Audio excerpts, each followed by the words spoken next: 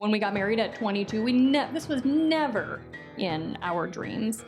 We never thought we would be, I wouldn't have never thought I would have been canning and gardening and learning how to bake bread and milking a cow and all those things. No, I was went into medicine. I was a feminist back then. I didn't want to do any of those things. We met at a coffee shop. Sarah was in college, and I hung out at the coffee shop. There were people at our work that were starting to say, well, if all, what breaks loose, we're going to go to Kevin and Sarah's place. Mm-hmm. And so safety-wise, we started feeling very vulnerable. Welcome, Kevin and Sarah from Living Traditions Homestead. Thank you. Thank you for joining us on the Dust and Mud podcast today. Thank you. We were living in Phoenix, and we both worked for the same company, but we worked for a company that dealt a lot with the government and things like that. And there were things that we were just hearing and seeing, and we got kind of nervous about, and we knew we were living in a valley with 7 million people with, basically 2 roads in and out, and we got freaked out, and we realized the desert wasn't the place to be, and we needed to be more self-reliant. Wow. And yeah. That's how we got to Missouri. We felt very vulnerable, but even prior to that, we had seen kind of the direction of kind of where food was going in our country and in the world, and where health was going in the country and in our world, and we just wanted something different for ourselves and for our children as well. So between that and feeling very vulnerable and I don't know, we just felt like we needed to get out of town and learn more skills and just kind of be on our own more. So was there a particular thing or moment that caused that concern? I don't know if there was one particular moment. I think just it just became more and more clear where we were living, how populated it was, how kind of fake, especially like the Phoenix area is, everybody irrigates, everybody it looks very green. There's lots of stuff growing there when you go there. But if that were to go away, it's desert. Right. You're going back to desert really fast. Mm-hmm. And that's pretty scary when you are thinking about being self-sufficient. Like, if you don't have water, you're in a desert. It's 100. The last summer we were there, we had 100 days in a row over 100 degrees. Wow. So, and honestly, most of those were 105 to 110. The day we actually moved to Missouri, it was 118 when we were leaving Arizona. And that was not an anomaly. I mean, that was very common. Right. Mm-hmm. But we also felt vulnerable, security-wise. We had been living in an urban homestead. We had bought kind of a small urban farm, and we're living there. And the people that we worked with, we were sharing with them. I mean, we cannot help but share what we do. It's just inside of us. And so, a lot of people were finding out that, we were growing gardens in the middle of the city. We were growing chickens and we raised dairy pigs, goats, we had goats, everything in town. They knew I was canning. And so there were people at our work that were starting to say, well, if all, what breaks loose, we're going to go to Kevin and Sarah's place. Mm-hmm. And so safety-wise, we started feeling very vulnerable. Yeah. Mm. So that was one of the other reasons why we were like, we need to get out of here quickly. And We want to take care of ourselves, but we can't take care of everybody. Absolutely. Correct. But when people freak out, they freak out. Mm-hmm. Mm. And, we had started getting an overwhelming feeling that we needed to get out. Like something was coming. We kept feeling that. I really, truly believe it was the Holy Spirit telling us that we needed to get out of there. We needed to build more skills. We needed to be more independent food-wise. And so we were feeling a sense of urgency coming from somewhere. Mm-hmm. And I think that's really what sparked our real desire to get out and to get out quickly. Because really, once we decided that we needed to go, it was in less than a year that we had gotten our finances straight. We got a financial plan in place, what we were going to do. We decided on a location. We came out to this area to kind of look around a little bit. We ended up buying a place and here in the Ozarks, and within 6 months we moved, left our jobs and moved. So it did happen. It did happen pretty quickly. It sounds a lot like us. So much like us. 'Cause, you know, in January, I told Shell, like, would you please just plan us a trip to go look at some property? I feel like we need to buy some property. We need land. We need land. Yeah. By March, we had closed on it. In June, we lived here. Mm-hmm. Yeah. I mean, I was exactly. Yeah. We're saying we bought ours in January, closed on it in March, and moved in July. Yeah. Yeah. And it was a sense of urgency too. We were sitting in the middle of the suburbs just outside of Washington, Yeah. D.C. at a 4-way stop. And I tell people our pandemic experience was different than people out here in Missouri's experience. We really did have food shortages. We really were rationed meat. We really did. We weren't allowed on the roads. He's working at the Pentagon. He had to have papers saying he was key and essential so that he could drive on the road. in case I got stopped by the cops, by the because I was cops. actually on That's the road. ridiculous. Like, Wow. this is the stuff in movies, Right. you know? And so that was our experience. And then when it hit us to leave, it was the same sort of urgency, like, we got to go. And it was 2021 by the time this happened. Yeah.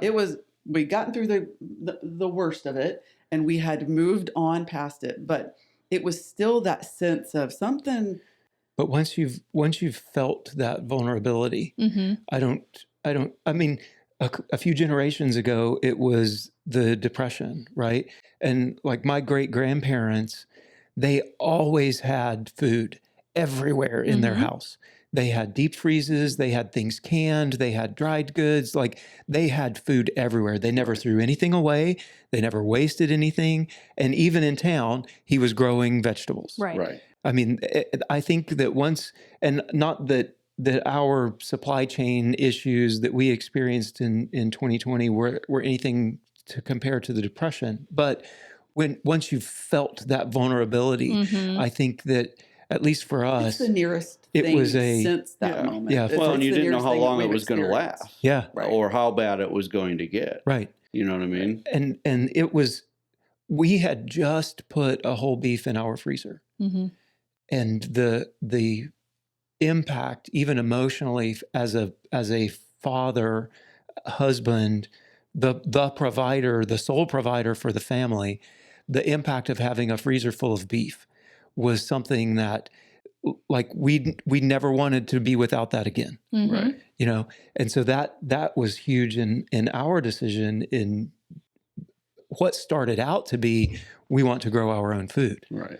Much like, I mean, we were watching you guys Right. and saying, I think we need to do that. Right. Yeah. And, you know, when, like Sarah said, we felt like we were being told to move. You know, we moved in 2016. So we had been out here 4+ years by the time the pandemic hit. Now thinking back, I mean, you know, we believe that God works in weird ways sometimes. We really feel like he may have been telling us to get out here and start doing everything we were doing because the pandemic was coming, and there were going to be people who needed to hear or needed to see what they could do during that time. Right. You know what I mean? And so, Yeah, so many things looking back now were just, you know, were divine. Just so many things. We never, ever thought we would be doing this. You know, when we got married at 22, this was never in our dreams. We never thought we would be, I wouldn't have never thought I would have been canning and gardening and learning how to bake bread and milking a cow and all those. No, you know, I was going into medicine. I was a feminist back then. I didn't want to do any of those things, you know, and come to find out that's been God's plan. And to teach people on camera. So you said just a second ago that you guys crazy. got married at 22. Take us back a little bit, if you don't mind. Like, how did you guys meet? we met at a coffee shop. Sarah was in college, and I hung out at the coffee shop. And she walked in. Yeah. Yeah. Yeah. So college time, you got married fairly young, like we did. Yeah, we started dating when we were 19, Mhm. got married when we were 22. Nice. And Nice. now we're about to be 49 in less than a month. So 26 years married, almost 30 years together. That's cool. Yeah. Wow. Congratulations. Thank Yeah. you. Because it's not always easy. Marriage Well, isn't no. on any No. level, Mm-mm. even on the good ones especially, because the good ones have been through it. You Yeah. know? The good ones, we have a good marriage. And Did she just say had?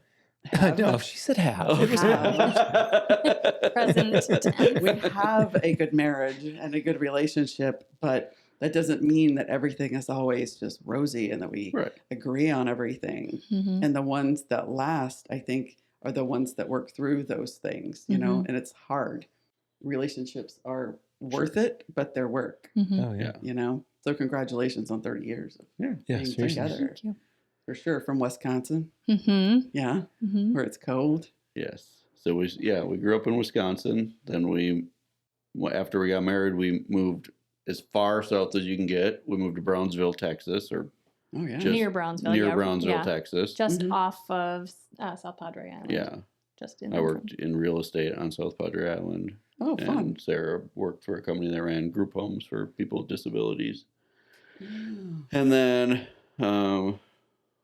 we lived there about a year, realized that was too much of a change for, we were 23 years old, Mhm. didn't know anybody. So Yeah. I had a friend who lived in Phoenix. And so I went there to visit him. And, when you're that age, like, it was like, I went to visit him and came back. I was like, hey, let's move to Phoenix. And like 4 days later, we packed everything we owned in a 10-foot U-Haul and Yeah. drove to Phoenix. It's like, Yeah, right. here we Okay. are, like, On Thanksgiving Day. yeah. Oh, wow. Oh, there you go. Mhm. Yeah, Thanksgiving Day in 2001. 2001? 2000. The end of 2000. Mhm. Yeah. Our first move after we got married was we had, for a few weeks, we were living with my mom and dad So in we got married in my June. bedroom, Yeah. and we moved together to the University of Central Florida up to Orlando. And so our first move, we borrowed a horse trailer from our neighbor and moved our things. I didn't quite get the horse You poop didn't cleaned clean out it out well very enough. good. Oh, boy. So by the time we got Yeah. there, all of our stuff had, dried horse poop all over it. Hey, At least it was dry. It was foreshadowing for the future. Right? Yeah. Well, when we moved out here, we had some stuff in a livestock trailer. Yeah, we did. Yeah. So hopefully our last move. Yeah. Right. Please, Lord. Right. Let it be the last move. Right. We For keep sure. saying that, and then we keep moving, but I don't want to move anymore. Yeah, Yeah. but now we Oh, own a lot gosh. more crap. We So- do. Now that you've Every got all that. move, we accumulate Like, more. I'm not moving again. No. Speaking of crap, homesteading, man. So you guys, I think you're kind of pioneers in this homesteading, even in this time of the 2020s. Well, I didn't even know what homesteading really was. The concept kind of, y'all blossomed it, I guess, maybe, or brought it back around. Yes, it's an old concept, but it's been revitalized. And you have a lot of animals on that homestead. Yeah. Yeah. We've had a lot come and go. Yeah, we At have. times we have a lot, at times we don't. And Yeah. that's one thing we've learned, that there's a big, people have a hard time not knowing the difference between livestock and pets. That's so true. And, as homesteaders or farmers, livestock comes and goes. Yeah. Mhm. But Well, even throughout the year. I mean, think about spring, summer, Sure. and most of it goes by fall. right. And really, we try to do that so that we have a lot less to do over the winter. Sure. Right. It's not fun breaking ice. I'd rather have my pigs in the freezer rather than trying to break ice for On pigs. ice rather than trying to break Exactly. ice. Exactly. Yeah. So yeah, Yeah. things do come and go. Yeah. And we've tried almost all of the stereotypical homesteading animals. Mhm. Yeah. And, some we've loved and Yeah. some we've hated. And, how do you We've talk? never been crazy enough to try sheep. I hear those sheep people. Crazy. Oh man. You are so good at trimming their hooves, though. We're good helpers. How do you mentally work through the no's? Like, how do you say no to the animal, stop doing it, and not feel like it's somehow a failure, or you've failed to do something? Like, every time we talk about not doing something, like even say the guineas, man, we were so annoyed with the guineas for such a long time, but we couldn't bring ourselves to not have the guineas, because for maybe new farmers or new homesteaders, there's a feeling of failure if you stop doing something. So, like, what is your process, or your mindset, or your thought behind stopping something? I mean, we feel the same way a lot of times. We do feel like failures, especially, it's different. It's different when you're also at the same time broadcasting everything you do online. Yeah. Mm. Because you feel the need to justify every decision you make. Yeah. And that makes every decision that much harder. Because, like, how are we going to like a couple of years ago, we stopped breeding pigs. Like, we were into breeding pigs, and like, I enjoy raising pigs. I did not really enjoy having breeder pigs. So we decided we were going to get out of it. We weren't making any money doing it. It was more work than we wanted, especially over the winter. But we probably thought about that for 2 years before we actually did it, because, like, we're the ones who talked maybe thousands of people into doing this, and now we're going to stop. Mm-hmm. Like, that makes it a much bigger decision to do things. But at some point, we need to, like, there needs to be a balance between, like, the online life and the real life. And the real life in that situation had to win out, because we were just getting burned out, Yeah. And now going back to raising pigs, get them in the spring, butcher them in the early winter, and have the rest of the winter off. Beautiful. Love it. Mm-hmm. Yeah. But in some cases, it's been almost like a graduation to a different kind of animal, rather than a failure and just giving up, like transitioning from dairy goats to dairy cows. I don't feel like a failure with dairy goats at all. We just kind of graduated to something that made more sense for us. Mm-hmm. Same with rabbits. I mean, I have some mixed feelings about rabbits. I love to raise rabbits, but I've become known as the lady who teaches about rabbits and knows a lot about rabbits. And I sure do. I sure do know a lot about rabbits, and I do enjoy teaching it. But there was a time where we wanted to kind of graduate away from rabbits, but because we have so much other meat sources on our homestead. Mm-hmm. For a long time, we relied heavily on rabbit and, other small animals like chickens and turkeys and ducks and things for meat. And quail. But there just came a time where, like Kevin had said, we were just kind of burnt out, needed to downsize a little bit, and rabbits were, one of the things we could let go of. But on the other hand, with our public presence, that kind of makes it hard to be the rabbit guru when you don't have rabbits on the homestead anymore, Yeah. So we have rabbits again, and I enjoy having them. But sometimes it's not a failure. Sometimes you're just graduating to the next bigger step. So that makes sense. Mm-hmm. Yeah. We have a hard time with no. Period. Yeah. I mean, we do too. I mean, really what we do normally is we'll add until we're, like, seriously at the end of our rope. Mm-hmm. And then we're like, okay, something needs to give. You know what I mean? And then we'll like once every year and a half, 2 years, we probably sit down and are like, what needs to stop? Right. Because, when you think about, like, okay, well, we're going to add this or we're going to add this. And you think about, okay, well, that's not that much extra work. It's like 5 minutes a day or 10 minutes a day, right? Like, we can feed one more animal.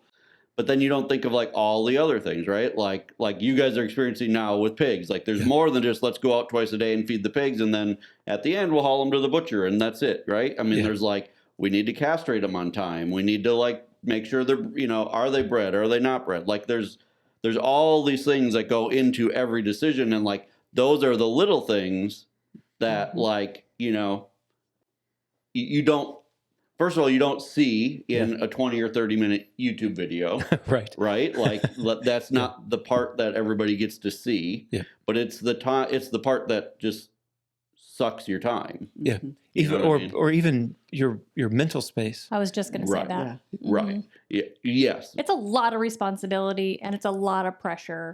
And sometimes it's overwhelming. Right. Is there an animal group that has kind of taught you more about homesteading than any other group of animals that you like? This taught us the most. I don't know. I guess I've never thought of that, but I do always tell, like, for new people who are starting homesteading and they want to know, especially about like raising and processing their own meat, because we try to do as much of our own processing as we can. I always tell everybody, everything is either a big chicken or a big rabbit. So start with those two animals. If you can butcher a chicken, you can butcher a turkey. You can butcher, any other bird. If you can butcher a rabbit, you can butcher a pig, because it's just a big rabbit. That's a great way to put it. So start with those because they're easy, and work your way up. I have said often here on our farm, even though we're farm, more commercial, I don't consider it a homestead, but around, I guess we're a farmstead, because around the house we have our garden and we have our dairy cows, and which we were absolutely not going to do, but that's another story. But we do it. And people ask us which one of everything what would you not give up?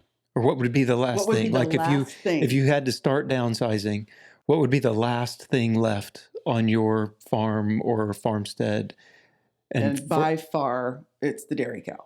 For us, our answer is always the dairy cow. Yeah. The layer chickens would be the second to last, and the dairy cow would be the last. Sure. Yeah, I agree with that. Yep. Because, well, dairy cows are, I think, the most important animal you have, but because you can also raise their calf for meat. Right. So, but they're also, for the most part, self-sustaining. Same with, layer chickens, yes, they're going to decrease a lot, but you can literally just raise them off scraps. Go forage. Go forage and have scraps. Yep. We get asked that question a lot too, and we've thought about that a lot. Pigs would go first for us because they require the most inputs. We raise pasture pigs, right? We raise Idaho pasture pigs, which is great. They eat grass, but they don't eat just grass. And if you try to raise them on just grass, they'll die. So there's no such thing as a pig that can just go graze like a cow. Right. You still have to give them grain. And we feed, a lot of grain. They by far eat more than, if we didn't like pork, it wouldn't be worth our time. Yeah. You know what I mean? It's the most expensive meat that we raise on our homestead. Right. Yeah. And then we'd downsize our cattle to the point where, we'd only have enough for what the land can handle without, because we don't bale our own hay.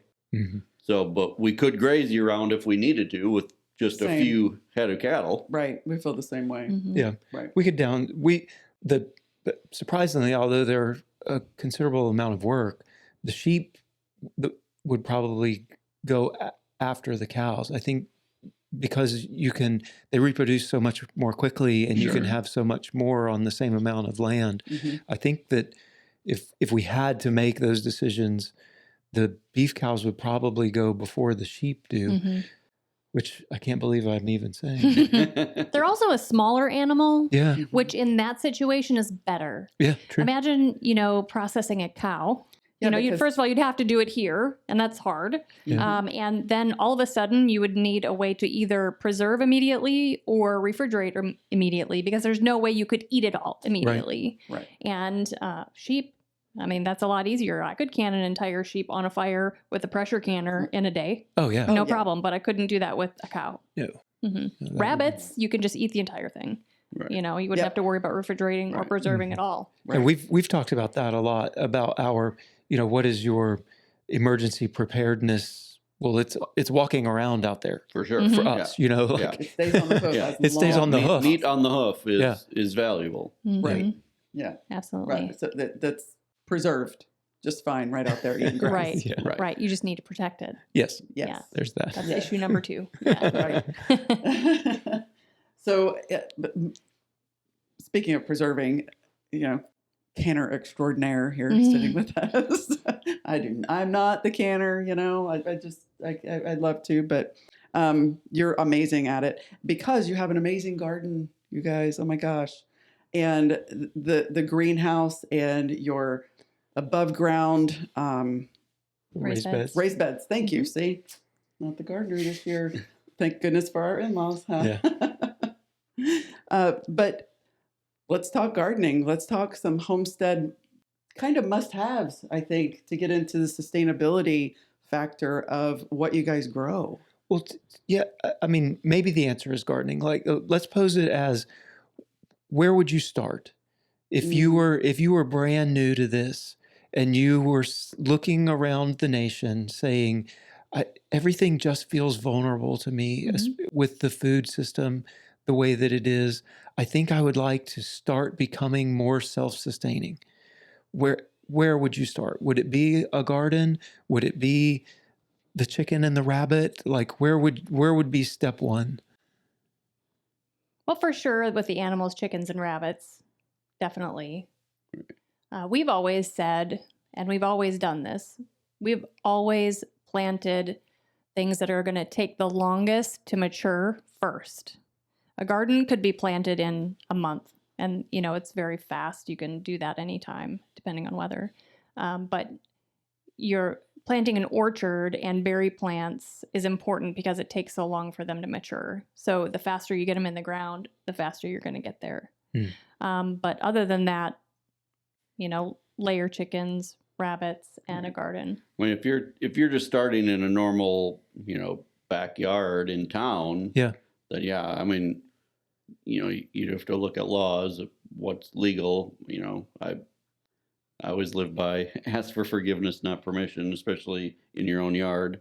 I mean, I know that that's maybe not the best policy to have, but if you're truly worried, most places don't have restrictions on rabbits. They're just Right. pets. Yeah. Mhm. They just happen to be pets you can eat. Interestingly, when we were living in a neighborhood in Maryland, the suburbs of Washington, D.C., we had 6 layer chickens Mhm. because we were allowed to have 6 layer chickens. And we had the, local ordinance enforcer show up because somebody tattled on us and said that we had roosters and you're not allowed to have roosters. Right. And so we had to show the local ordinance guy that, no, we have 6 layer hens, Right. no roosters. Right. There was a house about 4 houses down. They did have roosters. They did. Yeah. But we did not tattle We did on not. them and Right. send the local No. ordinance guy to Mhm. their house. No. Right. Yeah. All that stuff drives me crazy. Yeah. Mm-hmm. Yeah. So you guys used to plant in the ground, and I know you talk about this quite a bit on your recent videos, maybe over the past year when you transitioned to raised beds. How has that? What is your overall impression from going from in the ground, which is what we do, Mhm. to the raised bed? Would you? If you live in a place where you can garden in the ground and your ground is good, go for it. Absolutely. I think it's by far the best way to garden. Yes. Much less inputs, much less work, Mhm. much less cost Hmm. to get up and running. Mhm. But like on our property, so our first homestead here in Missouri, we had great ground. We could garden in the ground, no problem. Like there were no rocks. There were we could till it. We could do everything we needed to do. Our second place where we are now, terrible. It's like underneath the grass, it's literally like gravel Yeah. The entire, Yeah, it's like you a know, gravel driveway. right, the entire place. So it's not like rocks you could pick out. It's like it's gravel. Yep. And so we really had no choice but to switch to raised beds. I mean, we could have spent the next 10 years plus trying to build the soil, but we want food now. we want food now. Yeah. You know what I mean? And the best way to do that was to switch to raised beds. Yeah. I mean, she says we have an in-ground garden-ish, right? We put a barrier around it and started bringing soil in. So for all intents and purposes, it is a giant raised bed. You know, it's a 30 by 50 Right. True. garden plot, but it's not in the ground.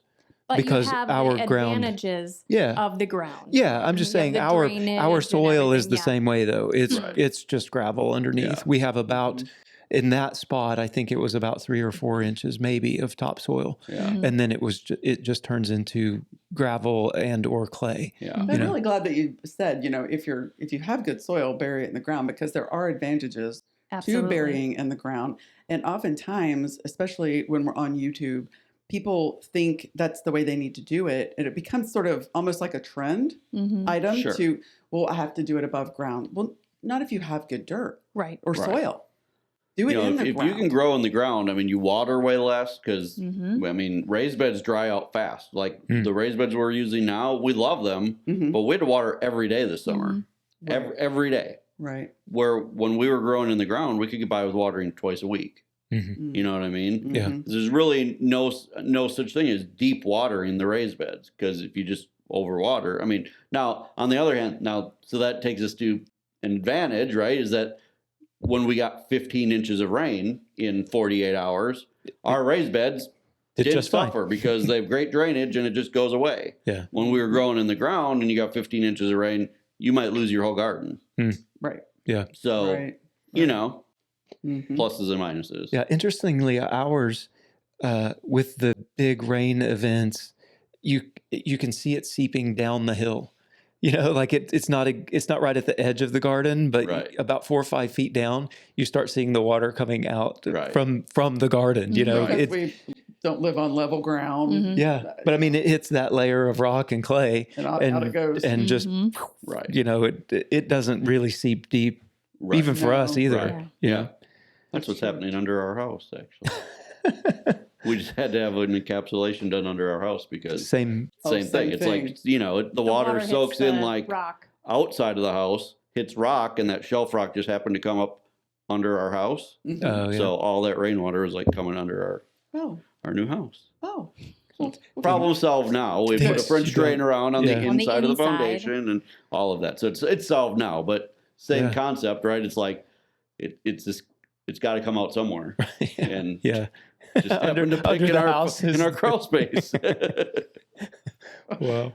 One of the things that's interesting to me, and I struggle with, having talked to you, and I struggle with, is in my opinion, in my mind, you have struck a balance between practicality and ideology, and I don't feel like I have a handle on that.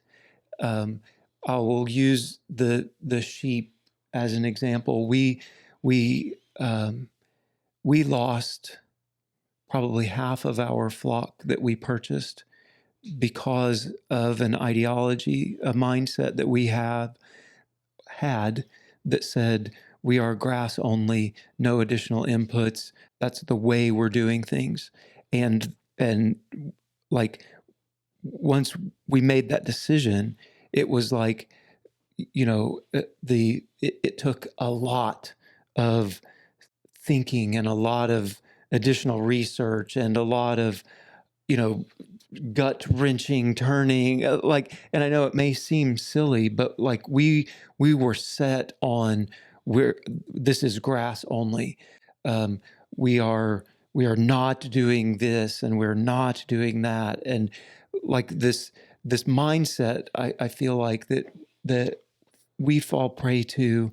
I feel like when we've had conversations with you, and even like watching your garden this year, you talked about in your raised beds at the beginning of the year, you were having issues. And instead of saying, we don't fertilize, you went in and you fertilized your garden and you grew an amazing garden. Right. And like this, the balance that you've struck is impressive to me. Would you mind just talking to us a little bit about that? Because I know how you feel strongly about things, but yet you seem to have struck a practicality balance that is very admirable to me. So I'm very interested to hear about that. I think for us, we keep our eye on the goal, which is we need food for our family. So, like, I mean, you guys, you want to provide food to the masses. For us, and I think that's really kind of the difference between homesteading and farming, although there's such a blurred line. But like, our focus has always been providing food for our family, not necessarily to everybody else, right? Yeah. So we keep our eye on that goal. Well, if our garden fails, we don't get that food this year. Like that's a big loss. So we don't ever you're right. We don't hold on to any ideology so strongly that we're going to say, well, we're not going to fertilize, We'd rather not have a garden at all than to fertilize. We're not Right. going to say that. No. I would rather have the food for my family Right. and fertilize, knowing that it's still better than from the grocery store. Right. And definitely better than starving. Oh, Right. yeah. So like this year when our garden started to do bad, which, was because we switched the first year in raised beds and the soil that we used wasn't good soil or wasn't ready to be good soil yet. And so we, our initial thought was, okay, we need to fertilize. We figured out that was the issue. We need to fertilize. Okay. We like to be as organic as we can. What organic fertilizer can we use? Okay. So we did all that research. All the organic fertilizer that we could find that would work quickly would still take 6 weeks to 3 months to make a difference on the plants. Mm-hmm. Our whole garden would have been dead by then. Yes. Chemical fertilizer or, traditional fertilizer works instantly. All right. So for a month, we had to use regular fertilizer to get things under control, apply the organic fertilizer so that would have time to get ready to start working. But we had to do something. It's like if an animal is sick, we don't pre-treat animals for sickness. But if like our bull, we just had to take him to the vet. Well, we're not going to not give them antibiotics when we have a $5,000 bull that could potentially have to be put down if we don't give them some antibiotics. Come on. Doesn't make sense. You know what I mean? Like, I'm not out there pumping animals full of antibiotics, but if they need it, just like the garden needed the fertilizer. I mean, it's just, we need to do what we need to do to grow food. Right. Sounds like we talk about it a lot here is good, better, best. Right. Sure. And do we want the best? Absolutely. Mm-hmm. But sometimes we got to go with good. Like, this is really good. Mm-hmm. I don't think that produce from the grocery store class. I mean, I guess it's okay if you're in a pinch, yes, Sure. of course.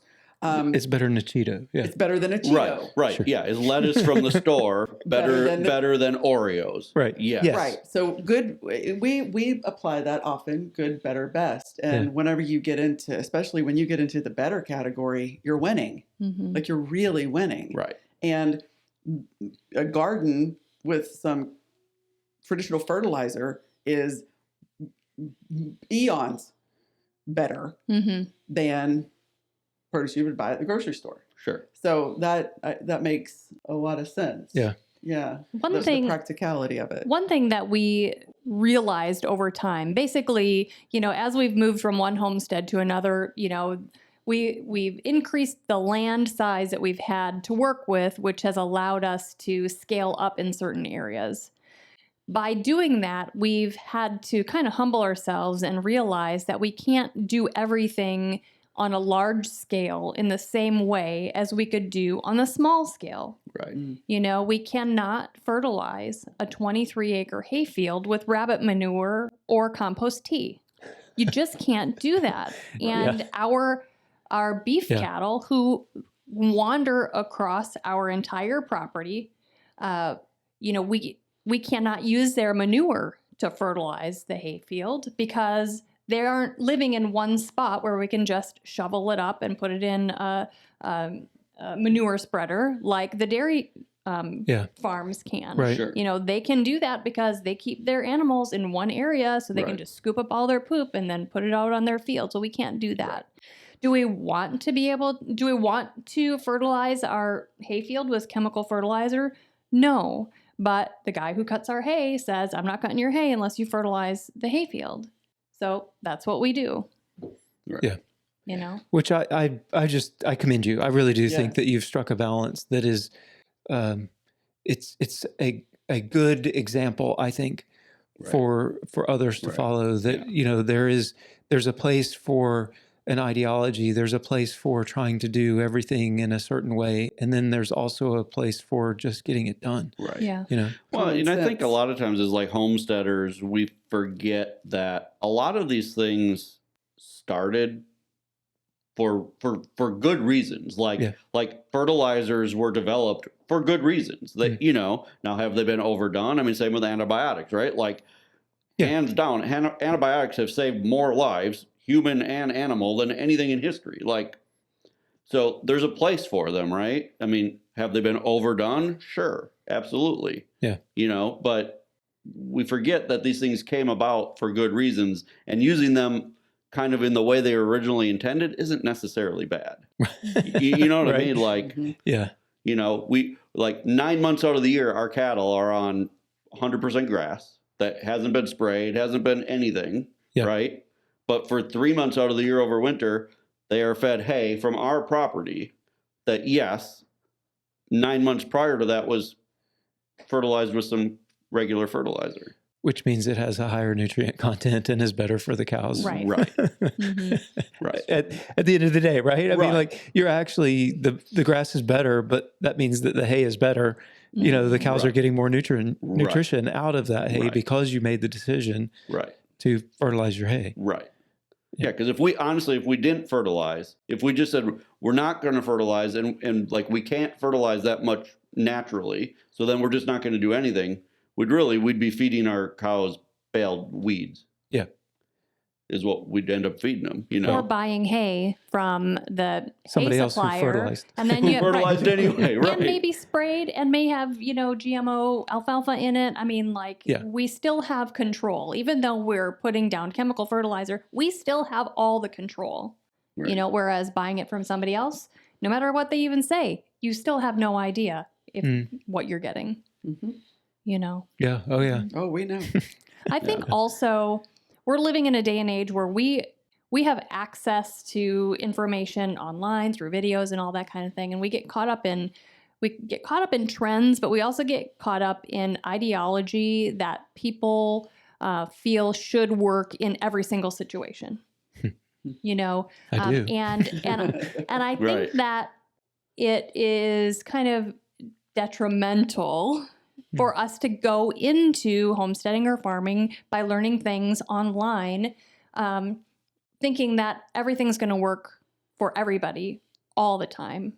And I think we can set ourselves up for failure in that way, thinking, well, so-and-so says, the best way and what everybody should do is this way. Well, that doesn't work for us. Yeah. And we can feel like failures if it doesn't work for Right. us, if other people are using a certain way. Right. Mhm. Yeah. And I think an example of that for us is like mob grazing, Mhm. right? Like we do rotational grazing. We move our cattle around our property. They have different paddocks and we move them when they need to be moved. We do not go out and move them 4 times a day to a quarter Well, even acre. every day. I mean, let's not over exaggerate, but we don't do it every day. Right. And there are and some set people up temporary who can. fences and that doesn't work for us. So the first year that we were farming, we moved our sheep and cows every day, Mhm. Yeah. both groups. Oh, and livestock guardian dogs. Because Yeah. they were puppies. So and they had to they were puppies and they had to be near the sheep, but couldn't be with the sheep. Right. Mhm. So, So- why don't you know? Oh, man, that amount of work Absolutely. is just, but Absolutely. but we came into it with the ideology, the feeling that if you don't do it this way, you're failing. And Right. I'm a like strong type A fear of failure person.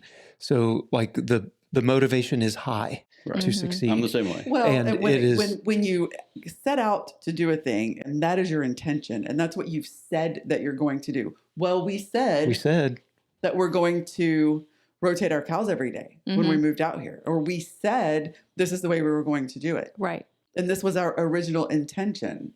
But then you get on your property and you find out that maybe your property isn't quite as nutritious as someone else's property a little further north of you. Or on the other side of the country. I mean, let's Yeah. be Or on the other honest. side of the country, You know, Right. or even down the road. I would say here, Right. I mean, so like go back to the garden situation, right? Uh-huh. Like Yeah. our two homesteads, our old homestead and our new homestead, are like very close to each other. Yeah. One had great soil for gardening. One has terrible soil for gardening.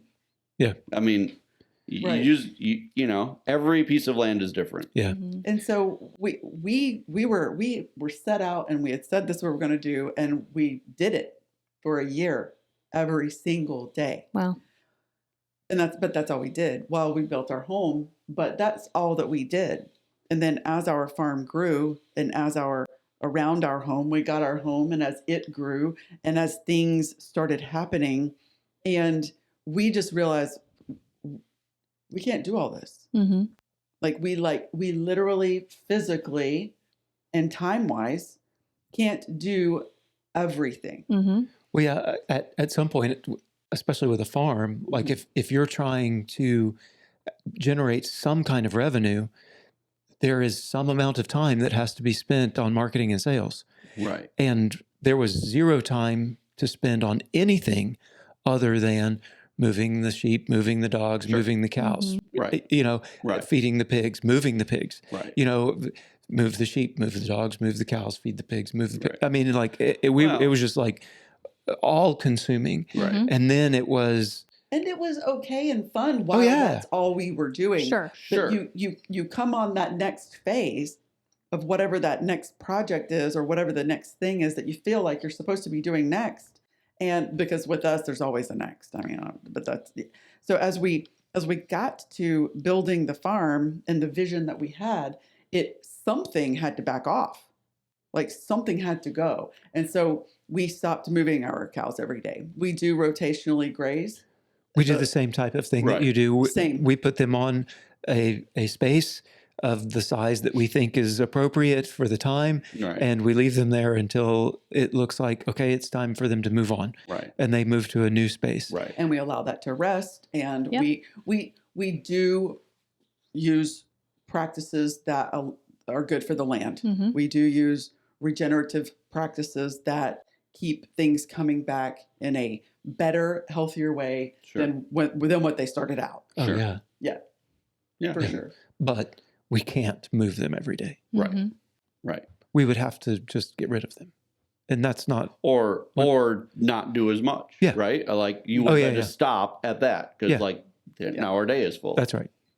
You know, and I think, you know, one thing people don't see a lot online too when they're watching YouTubers and stuff is that a lot of these YouTubers that you're seeing doing a lot of the stuff have people working for them. Mm. They may not be in the videos, they may not be on camera, but a lot of them have significant people behind the scenes that help with those things. When you're, Yeah. you know, it's us two, it's you two, Yeah. Mhm. you know, and most people who want to live this lifestyle just want to do it by themselves.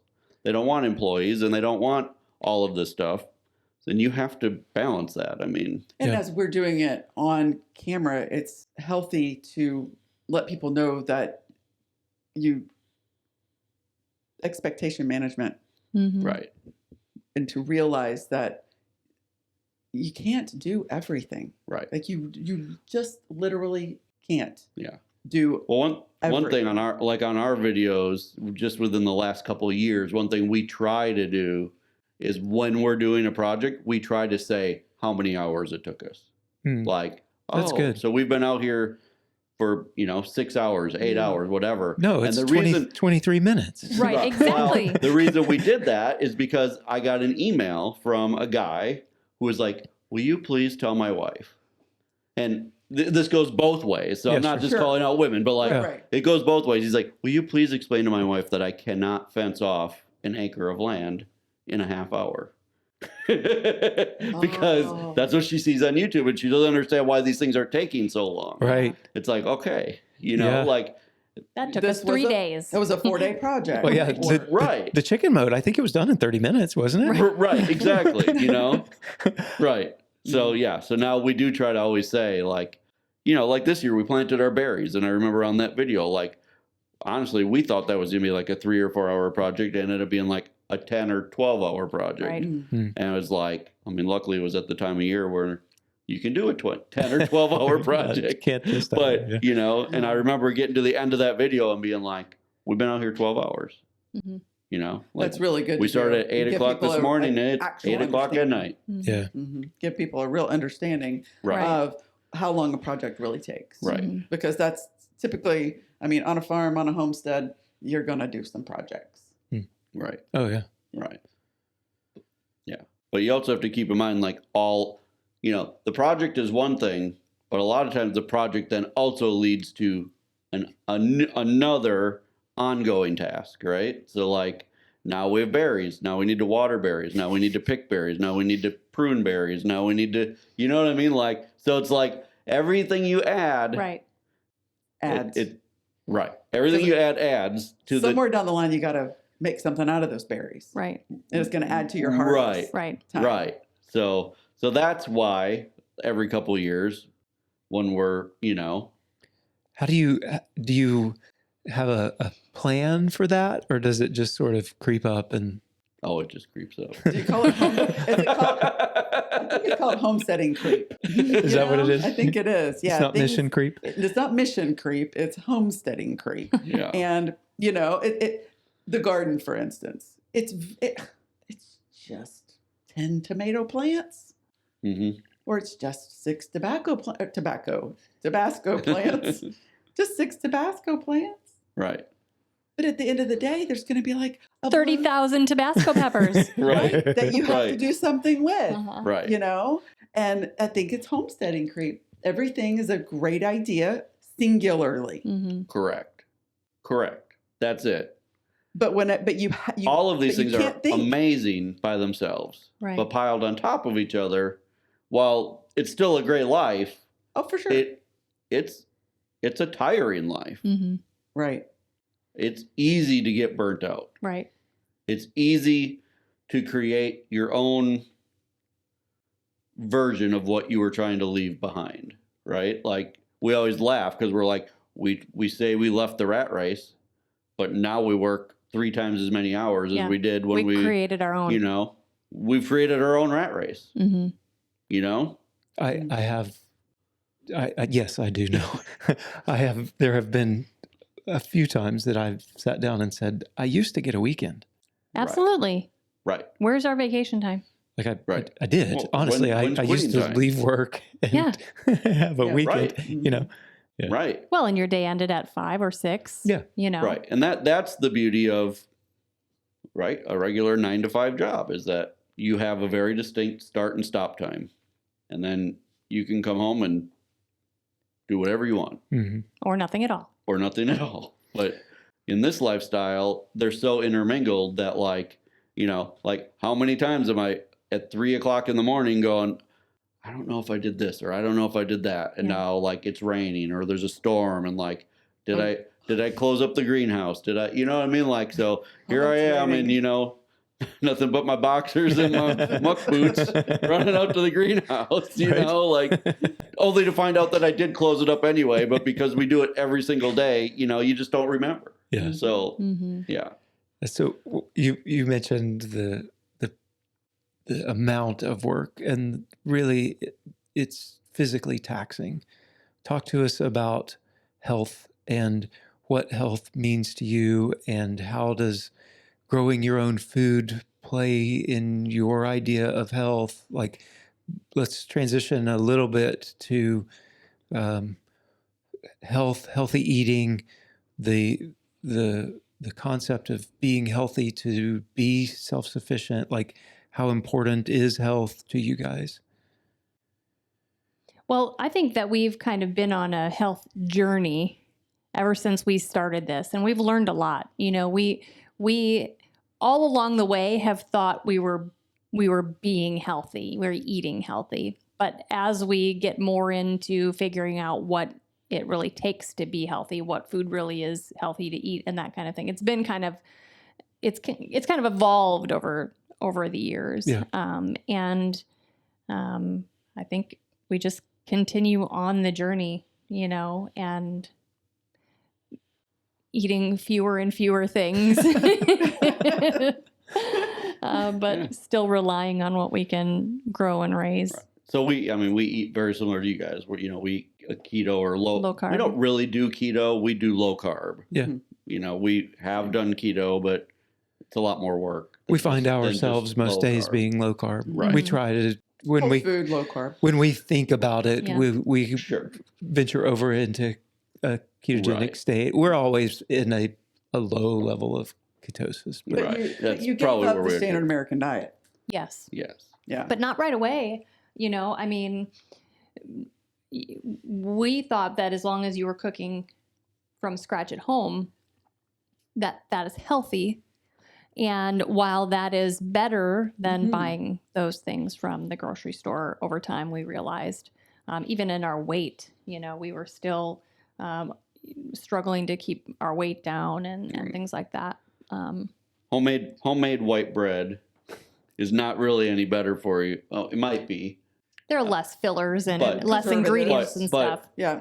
From a biological standpoint, I don't think it's any better for you than white bread from the store. Your Like- body still sees it as sugar. Right. Right. Yeah. So Sugar. all the years that I was making this amazing homemade white bread, which I would still love to be eating, Right. I now realize that just wasn't, even though it was homemade, it doesn't make it healthy.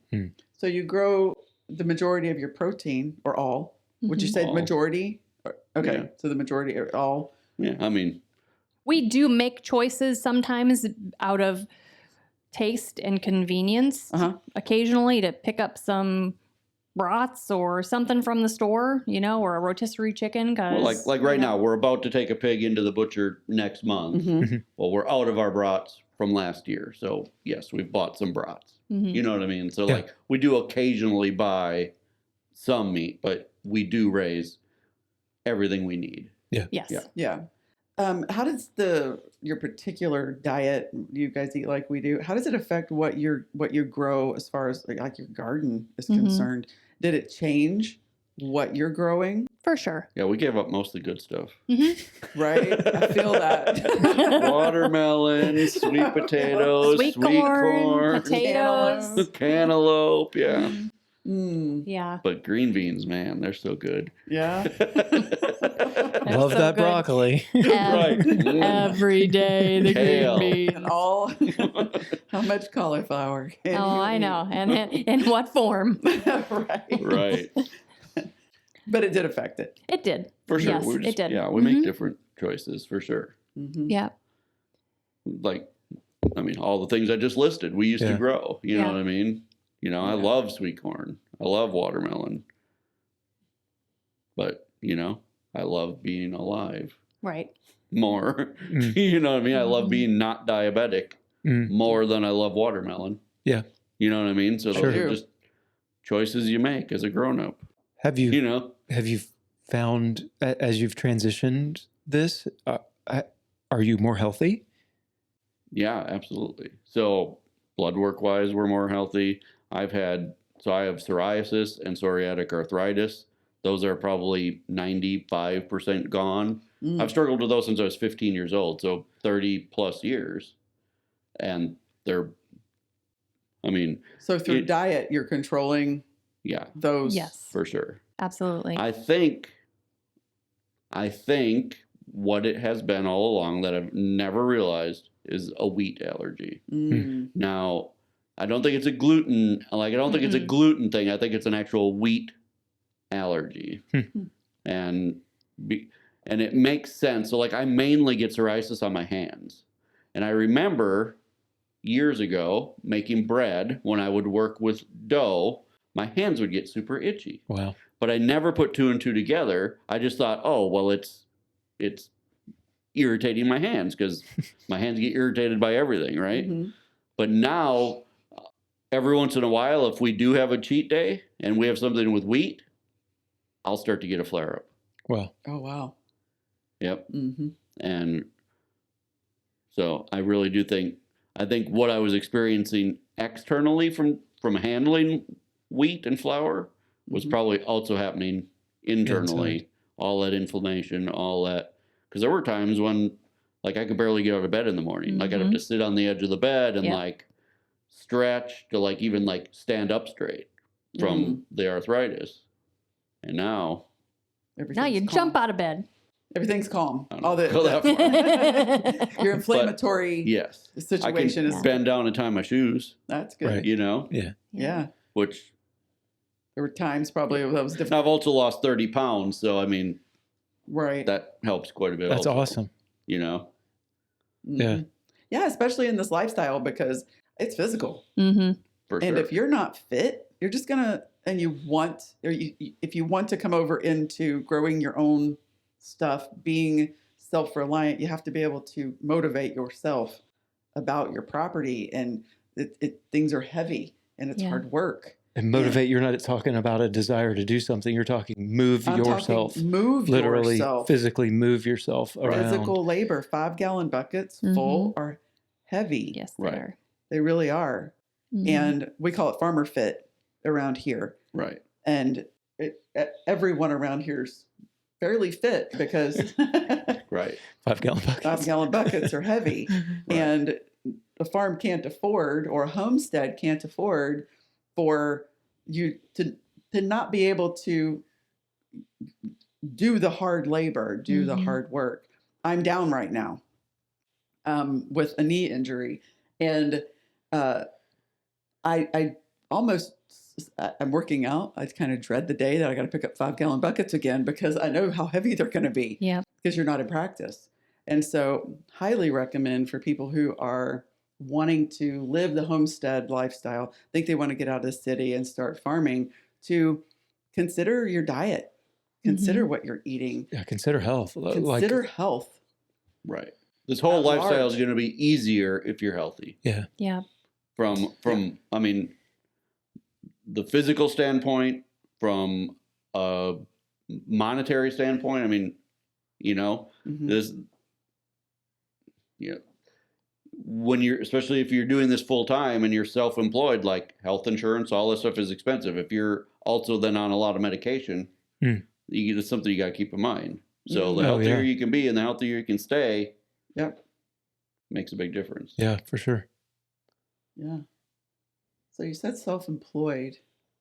And you guys came out of that, the 9 to 5 we were just talking about a minute ago, coming out of the 9 to 5, which sometimes it just seems easier. Like, just go get a 9 to 5, get your weekends back and your evenings back and all of that. But, We threaten it from time to time. but We you do. have to be there. You have to show up when they say show up. You don't get to decide what you do outside of that. You are relegated to what your employer says and whatever your job of choice happens to be. It just doesn't bring freedom. It really doesn't. Mm-hmm. Woohoo on the weekends. But can you remember what it was like that first day when you guys woke up and you worked for yourselves, and the feeling that do you have actual feelings about that day? Absolutely. It's The getting first harder. day after we quit our jobs, Mm-hmm. Yeah. Well, yeah. that was awesome. Yeah. We both worked for the same company and we both quit our jobs not only on the same day, but at the same time. So like we worked for the same company, but we had different bosses, and I worked on one floor and Sarah worked on another floor. But we knew we had to do it at the same time Because word was going we to travel knew. fast. Yeah. So like Mhm. texted each other. We're like, let's do it. And I went into my boss and she went into her boss. And we both put in our notices. And I mean, we had what people would consider, good jobs. I mean, we did very well in business. And so it was big. Like, this isn't just like one of us. We're not just giving up like one income here. We're like, this is it. Like, we're all in. Like, It was awesome, but it was really scary. Right. Also, the Right. unknown, because we were leaving 2 really great paying jobs. And we basically had decided that we were going to be poor. I mean, like really poor. I mean, we were ready.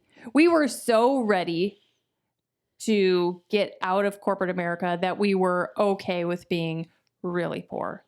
Yeah. Like we stocked up on like VHS tapes for the kids to watch because we weren't going to get cable and we knew we'd be in the country. And So for like 6 months before we left our jobs, like while we still had a good income coming in.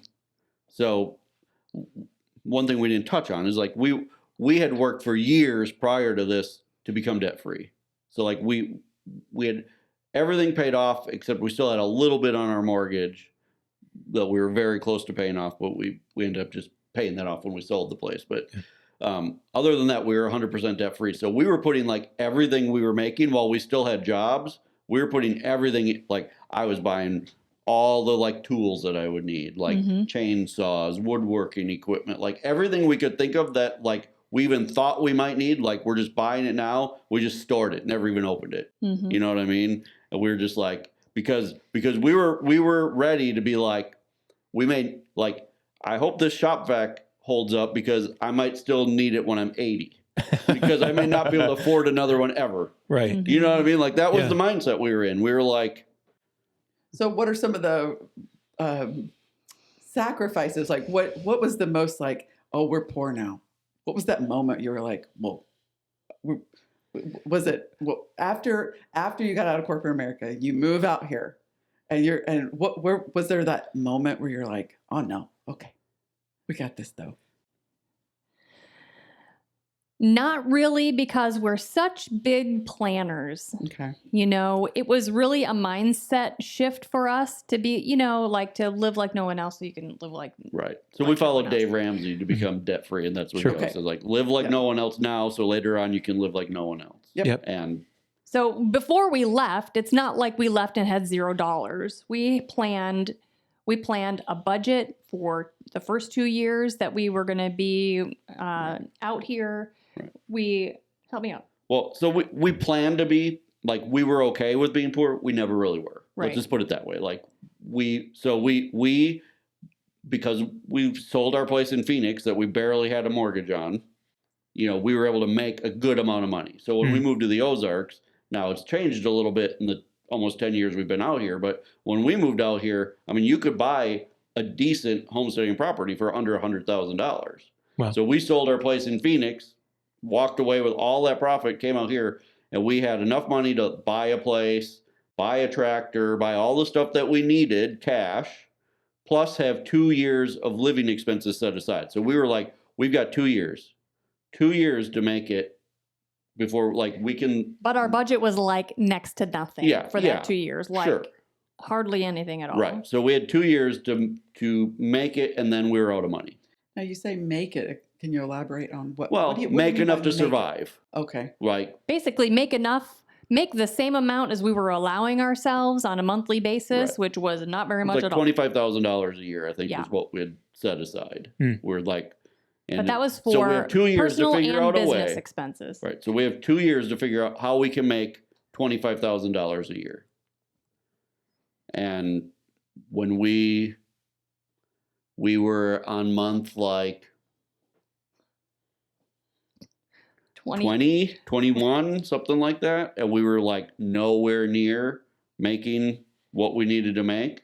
And that's when we started doing YouTube. Well, we started before No, then. we started YouTube prior to that. But when it was like month 22 or 23 that all of a sudden we were able to start making money on YouTube, and it made up almost to the dollar the gap that we needed. That's Yep. amazing. Like almost at exactly the 2 year mark. Yep. Divine. Yes. Right. See. That's So it really was neat. pretty amazing. Like Yeah. it was like, we still think back on that and are like, what? Like, That's cool. Yeah. Mhm. So That's excellent. yeah. So what were some of the things that you went through to make money, like as a Oh, Lord. homesteader? We could write a book. Well, I know you did The Plant 475 Starts. Right. ways to make money on a homestead. Yeah. Right. Oh yeah, We'll pick a couple. I mean, Yeah, not just- all of them. The standard stuff. We sold eggs. I made soap. We sold a lot of things. We sold a lot of things at the farmer's market. And for Right. many years, probably 5 years, we were there every single Saturday Right. selling whatever we could find and make and Right. produce We to sold sell. produce. We sold animals. We sold, Rabbit manure, plant starts, produce, anything. Bird feed. I mean, you were making bird feeders. Right. But Do you think? And we sold stuff on Etsy, that we would make, and so. Do you think it's possible to make it? Like the people who set out to say I'm homesteading only, is it even a possibility? I would say it's tough. yeah. Okay.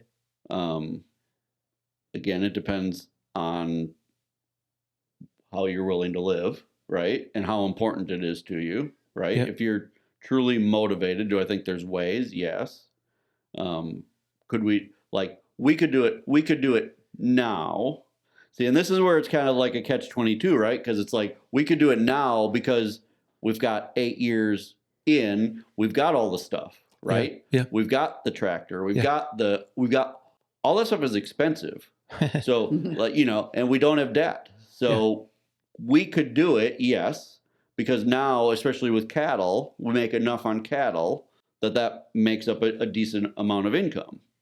Could you do it if you have a mortgage, if you have no equipment, and you only have a few acres of land where, you're going to try to do it selling eggs and chickens and rabbits? I hate to say no, but I really don't think so. Mm-hmm. You would need to find some other way, an online business, for us, YouTube has turned into a business, Right. And that has provided us a way to then be able to do all of the other things that we want to do. Now, we do still make money farming, but YouTube is our main business, and we treat it that way.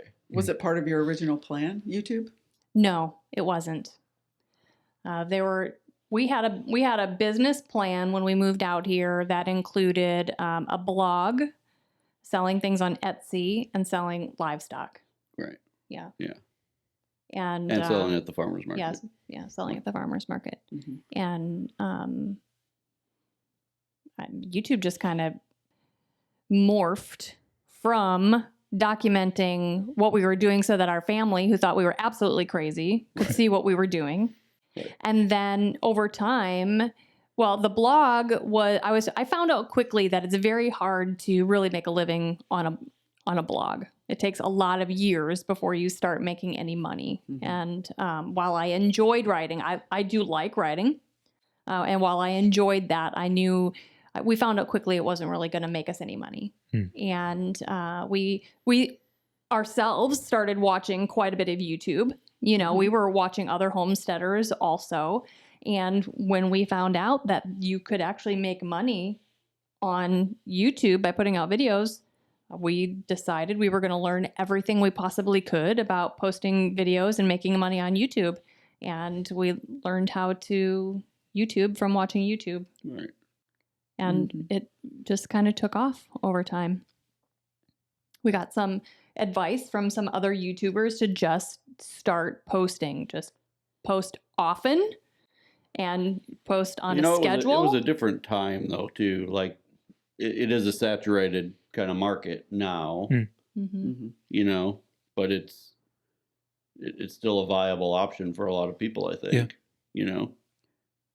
but even if you're not comfortable doing something like YouTube, I mean, just finding some online business, whether it's, selling things on Etsy or whatever, like, when we live in a world now where your local market can be huge, right? Like, you can make something in your garage and sell it to someone across the country in a way that you never could 30 years ago. Yeah. Right. So I think in that regards, if you've got a skill that you can do something like that, or if you're even a web developer, whatever, like you can work from home. I mean, that's an ideal situation. We've had people chatting with us about things like, I think I'm going to homestead and we'll be able to support ourselves because we're going to have chickens and gather eggs. And we're like, oh no, Right. no. Right. Like the scale, if you want to Right. support yourself with eggs, the scale that you're talking about is thousands. We Yeah. played those. We ran those numbers ourselves before we even left. Yeah. Selling eggs is not going to be the way that we're going to support our family. No. Right. We ran those numbers Right. and we're like, no way. Yeah. And so we had to start thinking of ways to make more money at once. Mm-hmm. And while we were developing our YouTube business, I mean, we were also selling other things and making money other ways. And we still do. Yeah. Yeah. I mean, we still don't put all of our eggs in the YouTube basket. I mean, Right. Right. that's, Yeah. I mean, Right. there are ways to make some decent dollars, Yep. and you just have to be smart about it, and you Right. need to really investigate. If you buy and raise registered breeder quality animals, you can sell those and make some pretty good profit. I mean, Mhm. that's and if you look into the different breeds of things, if you want to get into animal husbandry, what are the hot breeds for the market right now? Idaho pasture pigs were a good moneymaker for us. We could sell breeders for $350 to $450 each. Mhm. And even their piglets, just for meat, here in this area, you could pick up piglets for $20 a piglet. But the IPPs were selling for $100 each. Yep. Right. So if you think through some of those things, Mhm. Right. Make wise decisions. absolutely. Mhm. Absolutely. Really investigate things. Right. So finding out where the money is in a certain area. Mhm. We found out in the Phoenix area that we could sell live ducks for more than we could sell butchered ducks. Right. Yeah, when we were still at our urban homestead, one of the things that we sold was ducks, and we actually had a restaurant that wanted to start buying duck meat from us. So we were going to start processing ducks and selling them, which first of all is a nightmare. Yeah. Right. And so we ended up kind of backing off from that, and then we had an Asian person contact us and ask if we would sell live ducks. And they wanted to buy them for more than what we were selling fully processed ducks for, because they want the blood and they want all, Well, they want the beak, they want the tongue, right. They eat all parts of the duck. Right. Mhm. So they would come and they'd buy them. They'd actually, some of them would butcher them right. They would butcher them Right there. in our driveway. The way they wanted it You know done. what I mean? Yeah. Right. But but we sold, we probably made $10 a duck more Mhm. selling it live than we were selling it butchered with none of the work. Right. So look into different markets like that. You Right. know what Yeah. I mean? No, that's not going to happen out here, Right. because it's just a different market. Sure. Right. We could also sell duck eggs. 10 years ago, we were selling duck eggs for $8 a dozen in Mhm. Phoenix. Mm. Out here, eggs are selling for $2 a dozen. And out here, people $3. don't want duck eggs. They don't even think That of surprised buying us. duck eggs. We were planning on selling duck eggs. That was Mhm. one of the things. Yeah. We had ducks, Right. and we had the duck eggs, and we're like, oh man, We this is love going to them. be Right. amazing. Right. Because we love duck eggs. Yeah, so Right. do We we. do. And back And- where we were living, duck eggs were selling for like $1 each. Yeah. Right. Oh yeah. Yeah. Or more. Mhm. Or more. Right. And so we're like, man, this is going to be This will be great. We can And have eggs, Right. we'll We have our ducks, would- we'll sell. bring the duck eggs with us to the market, and Yeah. we would bring them home from the market. Yeah, exactly. Nobody Right. bought the Yeah. duck Yeah. eggs. Because here people are like, you eat a duck egg? We could sell goose eggs For sure. more readily than we could sell Huh. the duck eggs. Probably because it's more of a novelty. It was a novelty thing. Mhm. Yeah. I can't tell you how many people were like, I want that. Right. We actually had somebody ask us a funny question. We had a sign. We were selling at the square when we had a license to sell just at the square, not at the farmer's market. And we had a sign up that we were selling chicken eggs. And somebody came by Oh, yeah. and they were very confused about our sign. They that laughed. said They were chicken laughing. eggs. And I was like, I don't understand. She's like, well, all eggs are chicken eggs. What other kind of eggs How are there? Funny. Yeah. That's right. I remember that. Like, 'Cause some people, I she mean, was kind of like laughing at Yeah. our sign. Yeah. And we were like, she's like, well, what, like, basically, like, what else would they be? Of course, Right. they're chicken eggs. yeah. Well, That's what eggs actually, are. my favorite so far has been guinea eggs. Oh, really? They're Yeah. really good. We They're- never No, ate any we of never- They're our Mm-mm. great. Oh, they're really delicious. They're almost like a more concentrated duck egg. Really? Huh. Uh-huh. Yeah. I'm not Yeah. sure if ours lived long enough to lay eggs. I don't know. They're not good enough to continue to have guineas. Yeah. Like, don't get me wrong. And They're they- not that good. And they were roaming around because, they were for our ticks on our, Sure. yeah. So funny. And they would lay eggs, but they would go hide them. Yeah. So it And they're was terrible rare- mamas. They're terrible. They're They would terrible just mamas. They would just make Yeah. nests, and they would Mhm. lay 100 of them in the Mhm. nest, and you would find them, some amount of time later, and of course Right. they're all bad. but- That's the scary part. Like, yeah. I mean, the ones that we Mm. ate, we knew had been Sure. laid like in a nest, in a shaw or something. Yeah, for a while we had them trained to go into a chickshaw. Yeah. And so they would go in the chickshaw their and they coop laid at eggs night. in the chickshaws. Okay. And Yeah. so But that- once they started free ranging, that was over. yeah, that's Mhm. Over. Over. Wow. Oh, one surprise that we learned in the whole business area was about rabbits, that we could sell breeder rabbits way more than processed, but we could make so much money on rabbit manure. We could have just sold mountains and mountains and mountains of rabbit manure for way more than we could get for live rabbits as breeders or butchered rabbits for meat. yeah. Huh. Yeah. When we were raising a lot of rabbits, we were making equal to or more at times selling rabbit manure than we were Mhm. selling rabbits. Hmm. And the rabbit manure was paying for all of our rabbit feed. Oh, way more than that. Yeah. That's cool. Yeah. So it's all about really kind of And thinking rabbits outside poop of a the lot. box and really looking at the best end product from whatever it is that you're doing. Right. We made way more money selling plant starts than we ever did selling produce. Correct. And it was a much smaller Because time you, frame. Yeah. because you got to think, I mean, you think about like one of the reasons eggs don't sell for a lot around here is because so many people have chickens, right? Right. Like nobody, like if you don't have your own chickens for eggs, one of your neighbors does, and they're just trying to give them away in the spring, right? Yeah. Especially So in like, the spring. so like if you take eggs to the market in the spring, you're not going to sell any or many because everybody's got eggs. Hmm. Well, the same is true for tomatoes. The same is true for zucchini Yeah. and all the other things that like everybody's getting them all at once. Yeah. Right. Right.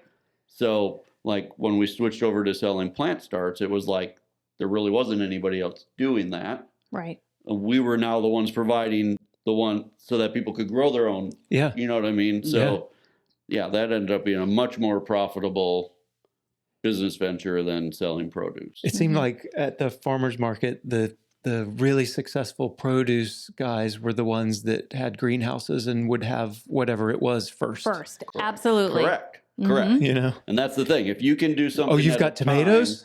Right. at a time or in a way that sets you apart, Yeah. then yeah. So whenever you guys moved here, transition just a little bit. Whenever you guys moved here, your girls were little, and there were 4 of you at home. They were young. They weren't little, but they were Yeah. young. 5th grade and 8th grade. Yeah. Okay. So they were young, and now they're grown, and you guys are new empty nesters, ish.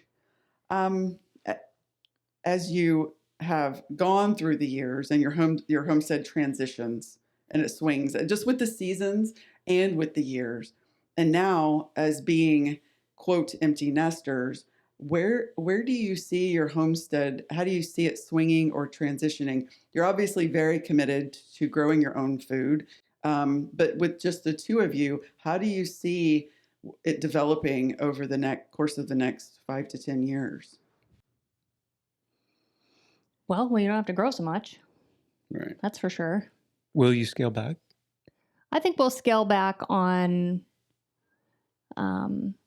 We have scaled Like the back garden. on some things. Like Mhm. we grow our gardens a little bit smaller. Mhm. And we And that don't- naturally happened, I think, when we moved to the raised beds. Yeah. Because you know, you really can't grow quite as much in a raised bed as you can in the Right. ground. Right. Um, Like we used to always raise 50 meat chickens a year. Now we're raising 25 right. because that's all we need for the two of us. Mm-hmm. Now we do like we plan on raising some meat chickens for our daughter and her husband next year. We have a deal with them though that they need to come help. Like, we'll do the day-to-day stuff, but they need to come help on processing day. I just shot a deer for them. It's deer season, so I just shot a deer for them, but they had to come over and help process it. You know what I mean? So That seems fair. right. Absolutely. Right. And if that's not going to be part of the deal, then yes, we're at a point in our lives where we're ready to Mm-hmm. scale back a little bit. Right. So, Yeah. I think in the areas where we are still making an income, it's not going to change. In fact, maybe it will increase. We're really liking raising the beef cattle, Mhm. and our land can handle more, and so we'll probably increase that. yeah, I'd like to add at least 10 more cows, I think. Mm-hmm. Mm-hmm. So, yeah, but we don't need quite as much. And, I think we're open with the kids too. I would plant more if they would come and harvest it. There really isn't a lot more upkeep to planting 10 tomato plants or Right. 50. I think they'll get there. They will. They're still young. They're still. Our daughter who's married is a senior in college and is 21 years old. You know what I mean? Like, think back to when we were 21. Like, Right. this, even though they grew up now doing this, they still want to go out and like do their own thing. So she's in school to be a teacher. She's going to student teach this year and hopefully be a full-time teacher next year. Yeah. And then our youngest daughter, who just started college, wants to be a nurse. So like, Mhm. I think eventually they will understand why we wanted them to grow up in this lifestyle, and they'll probably come back to it. But I also think they need to go out and like do their own thing for a while. Right. Mhm. Yeah. Mhm. But we're ready to not have to do all of that work also. So it's Right. not like we want to just continue doing that much work and then just No, and we're give 'em ready to not be so everything, busy. Yeah. When we have grandkids someday, we want to have time to not be as busy, even Yeah. as we were with our own kids. It was a huge blessing for us to be able to move out here and do this full time and spend every day with our kids. I mean, like, even like so many times I've thought to myself, even if it fails now, we would, all those years we got to have with the kids where we weren't, when our kids were little, we both worked full-time jobs, and like when the kids were real little, we purposely worked opposite shifts so we didn't have to spend so much on daycare. Mhm. So like I worked 2 to 10 normally, which ended up usually being like 2 to midnight. And Sarah worked, normal 6 to 2. So she would, or No, 6 8 to 5. 8 to 5. She would drop the kids off at daycare. She would have to leave home at about 6 in the morning. She would drop them off at daycare. When I got done, No. I'm thinking about They it. would be with you in the morning. That's right. They would be with me in the morning. And I would pick them up. I would drop them off at daycare, and then she would pick them up after work. So they were only in daycare from like 1:30 to 5:30. Right. Versus Yeah. But they only ever 7 saw to- one of us at a time. right. And you had off every Sunday and Monday. Right. So we only had one day together as a family. We only had one day together Yeah. as a married couple. Yeah. So it was hard. But that was a sacrifice that we wanted to make so that our kids weren't in daycare, 10 hours a day, Right. But then being able to come out here and do this and have all that time with the kids was Right. amazing. And to be So, honest, the kids don't remember much outside of us here. yeah, Mm. which is great. Yeah. Yeah. They don't remember much of daycare. They don't No. remember much of No, because time without us. because there was a big portion of time while we were still in Phoenix that I worked from home. Right. Like my job I was in sales, and my job allowed me to work from home. So a lot of that runs together in their mind too, where I was there a lot. Mhm. Yeah. Wow. The being able to be a family like that, we're experiencing that after him retiring. And there were times whenever he was so busy with his job, especially when we were overseas and he was still flying. And there were times that he was so busy, we had 4 kids, and he wouldn't hardly know what grade they were in. You know, Well, for that 3 years that we were in England, that particular span, I was not home for 18 months out of the 36 Wow. that we were there. So like, Wow. it wasn't all at once, but 2 weeks there and 6 weeks there and 6 months there. And, you know, so like Wow. it was Yeah. a lot of not home. And when I was home, like literally without exaggeration, a 12-hour day was normal and a 16-hour day was not abnormal. So like even home, the amount of time spent at work was huge. Right. Yeah. So like I get that totally. Like Yeah. and there were times when it was I'm not sure what grade she's in. Yeah. I just She's that tall. Yeah. You know? Right. That grade right there, Right. you know? I think that's my kid. Yeah. I knew I could pick them out, but they're in that grade. And we all go through those seasons, you know, and sacrifices. And I did not work. I raised kids. And that was a sacrifice that we made. Income wise was we only ever had one income.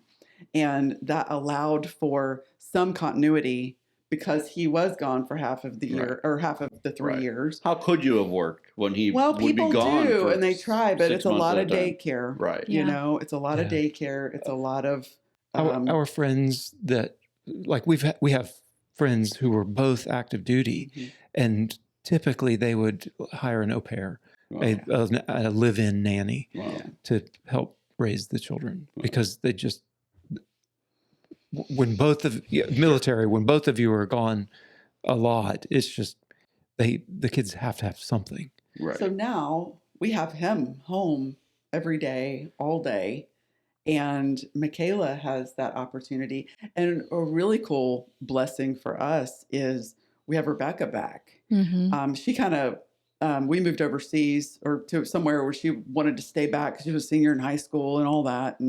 And so we kind of lost her a little early, but we got her back, and now she's here on the farm, and he's getting we're getting that time back with her, sort of redeeming time, and then being able to be with Michaela essentially every day and farming together. And she's having an entirely different childhood than 100% different. Like it couldn't be more different. Right. Yeah. Right. Yeah. You know, we're a 1-income family with 4 kids versus a decent income family with 1. You know, her experience is very different. Right. Well, and the other kids moved all over the world. Yep. We lived in 21 different houses across a 25-year career. We vacationed in Spain and Italy. But I mean, yeah. Well, I remember you telling me a story about one of your kids saying something about when are we going home? And they were talking about England. Yeah, that was like, oh no. Home that was Hannah. At that point, she had lived in England for 5. She had lived in. Well, how old was she? She was not 9, 10. Yeah. And she had lived in England for 5 years. And we were at that point stationed in Korea, and she was ready to go she was back. ready to go home to England. Yeah. And that was a huge wake-up call. I looked at her and I'm like, we have got to get these kids back to the United States. Right. You know, because it was... They need to know where home is. Yeah, they need to know where home is because we were on year 4, I think, of being overseas. And when kids are that age, 4 years is a long time. It's half their life. And a very large percentage of her life. And 2 years prior to that, she was in England. You know, we were only home for a short span. You know, we were in England, home for 3 years, then in England for 3 years, then in Korea. And so she really felt like she needed to go home to England. And we're like, no, we got to go home. Right. Like real home. And ended up right outside of Montgomery, Alabama. And we were home. Yeah. It was great. That was our first foray into chickens, actually. Yep. I came home one day and there were chickens in my garage. And I was not happy. No, he was not. He was not happy. I was not happy. They had gone and went to the local feed store and it was spring chicken days or whatever. They had gone and bought chickens. And I was like, oh my God, I cannot believe you did this. At that point, I was pretty sure I wanted to be a homesteader. I wanted to have goats. This was in 2010. I'd just stay at home mom. I want to homeschool my kids. I need everything right here. Mm-hmm. And I want some goats and I can't have those. So I'm got some chickens. And we had a garden and we grew our tomatoes in 5-gallon buckets in our suburban backyard. Mm-hmm. And we had 4 chickens and hot peppers and like all of the things. And this was it was really 2009 Yeah. is when that happened. Turned out I loved the chickens. He loved Yeah. them. I did. That's Yeah. probably right around the same time we got our first chickens. 2010, maybe. It took me a long time to convince I think Sarah, 2011, actually. to get chickens. You could have done like Well, that's Shelley and because- just she could show I up think when I they were finally home. did. We lived in an HOA neighborhood. Yeah, so did we. I was like, we're gonna be. I am the rule follower. Okay, I was like the HR director. I wrote the rules. I enforced the rules, and now my husband wants chickens in the HOA. I'm like, we're gonna get in trouble. Yeah, he felt That's the same way. exactly how We I had felt. one of our chickens was a Buff Orpington, and if you've ever had them, That's actually what our We had first chickens 3. were. they're loud Yes. when they lay. They're Yes. the loudest cacklers when they lay. Yeah. Yep. And our backyard has swimming pool in it too. But it was a tiny backyard. Yes. And right behind us with just a wooden privacy fence was our Yeah. neighbors were everywhere. Right. And these Buff Orpingtons would just carry Yeah. on. This one, she would just carry on and he would lay there at it like, oh my God, if that chicken doesn't hush, we are going to get in so much trouble. The neighbors are going to call and the police are going to come. And we're going I was pretty sure I was police are pretty sure I was gonna getting come. arrested. I just knew it. for having chickens in suburbia, Prattville, Alabama. I think we probably had the fattest Buff Orpington hens because Kevin, would actually freak out a little bit how loud they were, and he would run out there and give them scratch to make them shut up. So True. they just ate themselves Yeah. quiet. Huh? Yeah. They can't cackle if they're eating. Right. Exactly. Oh. But when we moved, see, we thought we were being really, we thought nobody knew. We thought we were being really stealth. And we even strategically planted bushes so that if the neighbors peeked over our block wall, that they wouldn't be able to see the chicken coop and everything like that. But when we moved out, everybody was like, we're so sad you're moving. We were going to miss the sound of your chickens back there. They all knew. Yeah. They all knew. That's Oh, well. funny. We had a neighbor in Maryland that said we got the same thing when we were leaving to come here, actually. Yeah. Mhm. She would sit on her porch and watch our chickens that we had when we were in Maryland. Yeah. Mhm.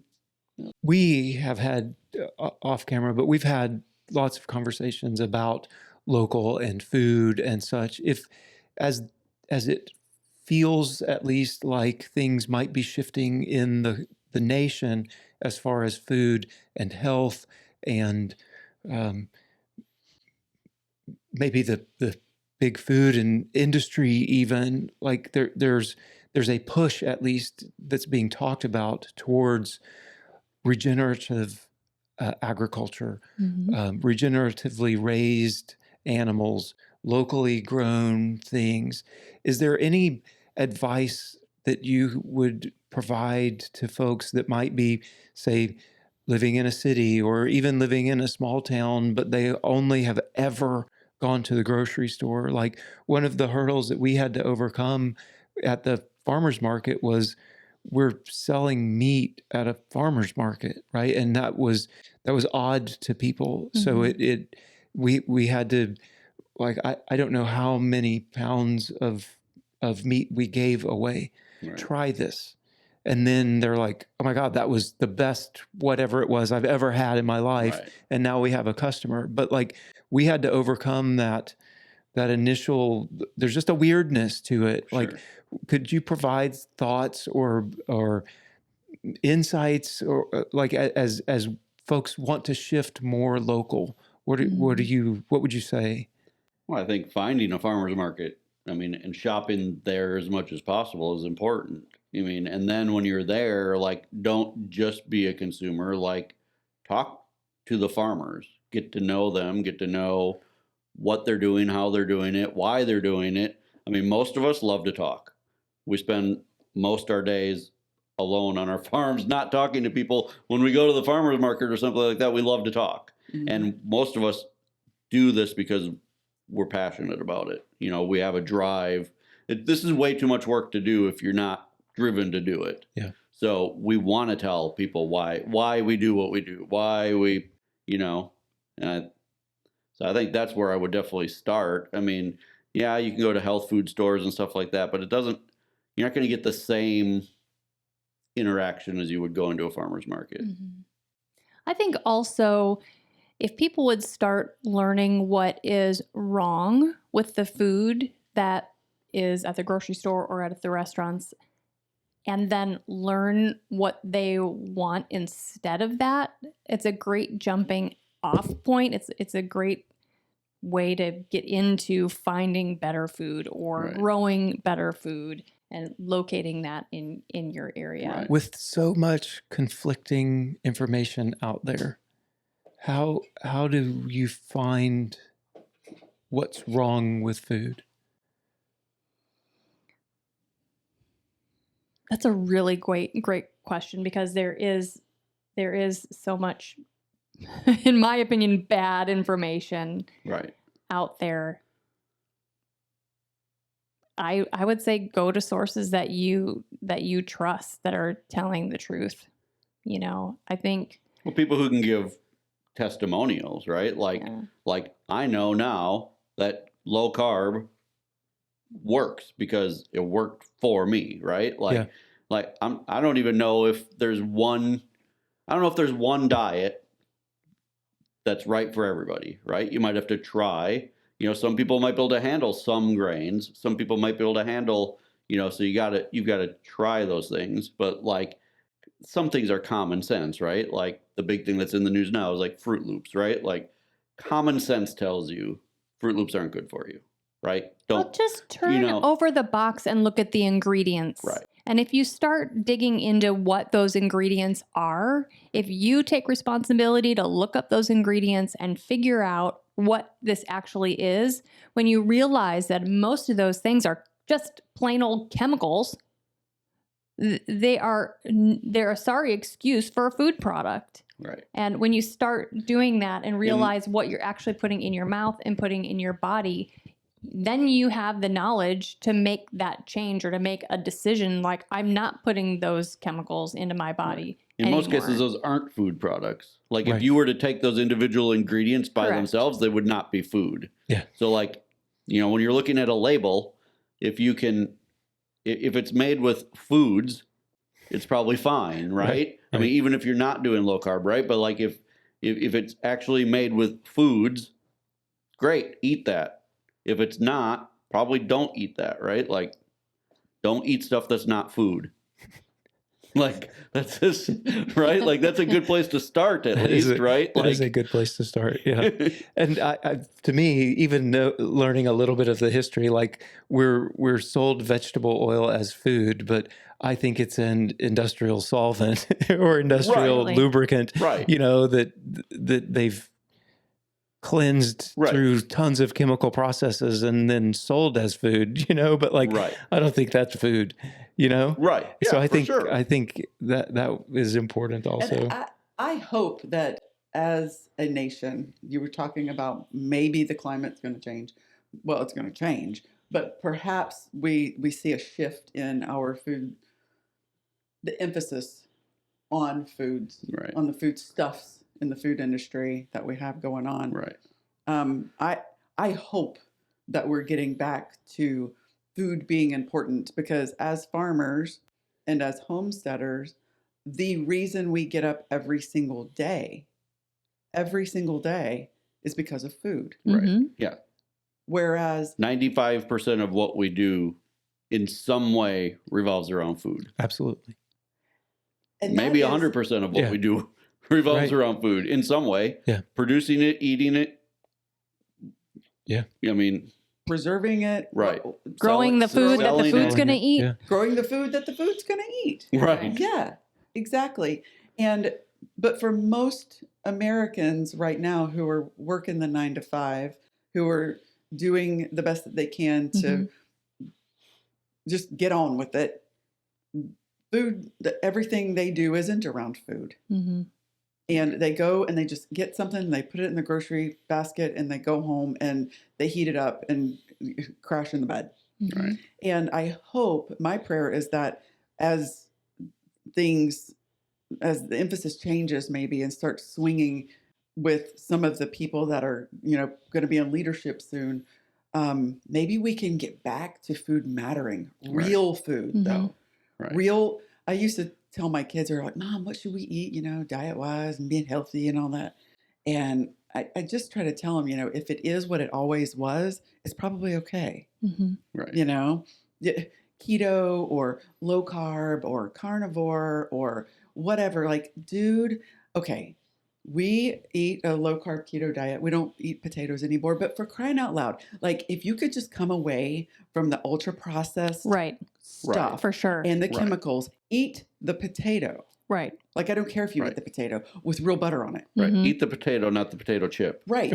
Like, if we could just come away as a nation and stop with the ultra processed foods or processed, like eat minimally processed food, eat real meat and real things that were grown in the real ground. Right. And if we could get back to a place of understanding where our food really comes from.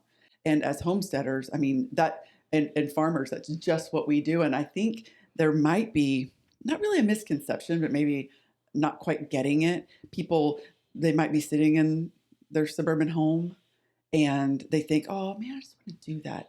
But like, do you understand everything that you're doing is actually revolving around your food and not just, I want to sit on the porch and drink coffee and not live in the suburbs anymore.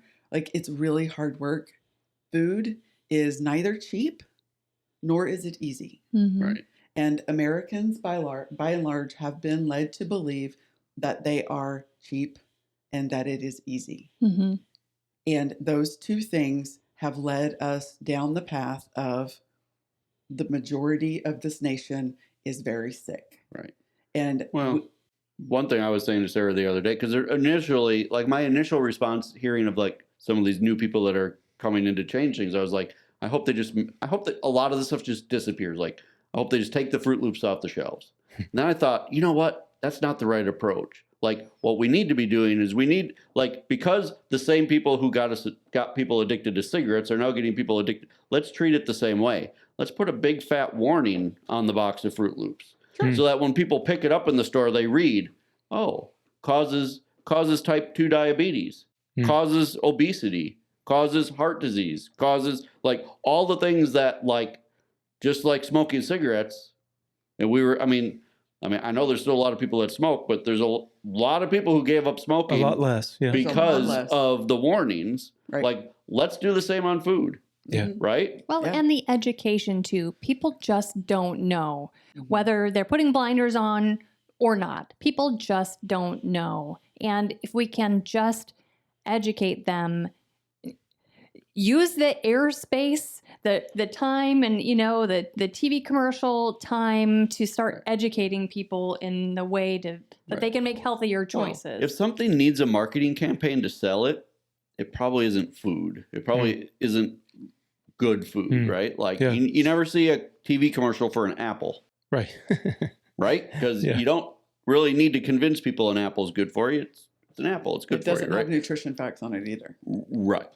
Yeah. You don't see nutrition facts on broccoli. Right. It doesn't need it. Right. No, but we can stop putting tricks commercials during cartoons for little kids that, they want all of the junk food and things like that. What you can't do is you can't advertise cigarettes on TV anymore. No, you can't. That's right. Right. Changes like that can be made to make the terrible food not so in your seen. face. In your face. Yeah. Just in your face. Yeah, Right. absolutely. If we can get people back to eating food that's real food, the nation is going to get healthier. Right. Oh yeah. And if that's people what we're start all to make about. those decisions, the companies will change. Right. Well, it's not like they can't make those changes. Most of the companies are already doing those changes for other countries around the world. Right. There are countries around the world where they say, no, you're not using canola oil. You need to use tallow to fry your fries in. Right. You know, a lot of companies already have 2 different standards for the same food. Right. Fruit Loops for the US and Fruit Loops for Canada. Right. And the ingredients list is completely different. Right. Which is crazy. It's insane. Right. It makes you feel like we're in a science experiment. Well, we choose to opt out, Right. Absolutely. Yeah. as have Well, you. yes. We've chosen to opt out. Well, and everybody has that option. To some degree, yes. Well, you do. Everybody has that option to make different choices. For sure. And if everybody started making different choices, I mean, the big bad companies that are in it for profit, well, they're in it for profit. Right. So if suddenly something isn't making them a profit anymore, they're going to find what would make them a profit. Yep. And they're going to, I'm still a big fan of capitalism. I think it's absolutely. the best system in the world. Yeah. But as consumers, we control a lot of that. We vote a with lot our more, dollars. a lot more than we think we do. We've said on many, many podcasts, in a call to action, the call to action has been vote with your dollars, Right. because where you spend your money actually can make changes. For sure. Yeah. Because at least now it's still a capitalist society where money, Money talks. money speaks, Right. it talks. Right. The changes will happen. Right. I'm excited. We'll Yeah. see. Can you think of could you name a biggest food myth that Americans believe maybe? Well, I think for us, probably the biggest myth we had to overcome was that everything homemade is good. Like everything homemade is healthy. Not really. Right. Homemade cookies are good. Homemade cookies are not healthy. Right. You know what I mean? Homemade white bread is good. It's not healthy. So I think you do need to know, even when you're cooking at home, you need to know the basics of nutrition. How random question, but how do we get that? How did you get that? Like our doctors, we know, we could put the exact stats up, but there's only 5 or 10% that get any nutrition education Right. at all. And then it's less than 3 hours Right. typically in their entire medical schooling. Where do you go to get nutrition advice or learning? I mean, now YouTube mostly. I mean, YouTube or other online resources. Who are your go-to YouTubers for nutrition? Well, these days we're taking most advice from Casey Means. Yeah. And I like Dr. Eric Westman. mhm. I think, and he does a lot of like where he reacts to other videos. So he'll watch vegan videos and stuff, and then break it down. And he's a guy who, he's got 30 years of clinical. He runs a weight loss section of a hospital. Wow. So he has a ton of actual hands-on experience with patients, and he does it all through low carb. And he literally he said he has made people's diabetes go away in 3 days. People have been diabetic for years, and he could reverse their diabetes in 3 days. Yeah. That reminds me of the story of a friend at church that said she had been taking diabetes medicine for decades and started a low carb diet. Yeah. And her doctor said, well, if you're going to do that, we can take you off the medicines. And she's like, Just stop taking it, he said. right. I've been on these medicines for literally decades. Right. And nobody's ever told her that before. Right. Well, if that's how you're going to eat, you don't need these meds. Right. What? Right. Right? Like, yeah. Brain exploding emoji. Yeah. Right. Uh-huh, Like, uh-huh. Wow. yeah. Do you It have any is- others? It is difficult right now to get Yeah. solid information. Well, sure.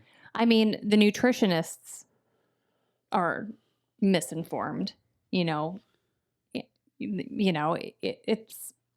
not an easy time right now to figure out the truth about Anything. health. True, but about your health. Certainly about Health and nutrition. And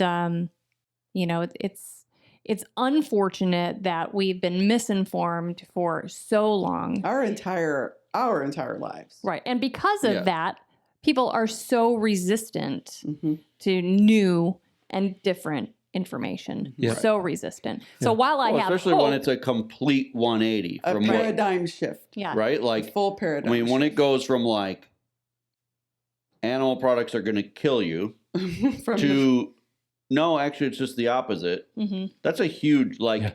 well, the food pyramid was upside down, right. Right. For all of those years. And that's the opposite that we're talking about. And that's the opposite right? that Like, we're Right. talking about. It's Yeah. it's so hard to trust that. Even Right. searching Even online. now, even though we've been doing it for several years now, Mhm. there's still times when I'm like, I Mhm. really hope that this is right. Like, Yeah. you know what I mean? Like, Yeah. Right. because you still read stuff that, and you're like, Yes, but we go back to tangible evidence. Like, okay, but my body's not inflamed. My hands aren't itching. My Right, body doesn't right, I've hurt. lost 30 I've pounds lost and kept 30 it off. pounds.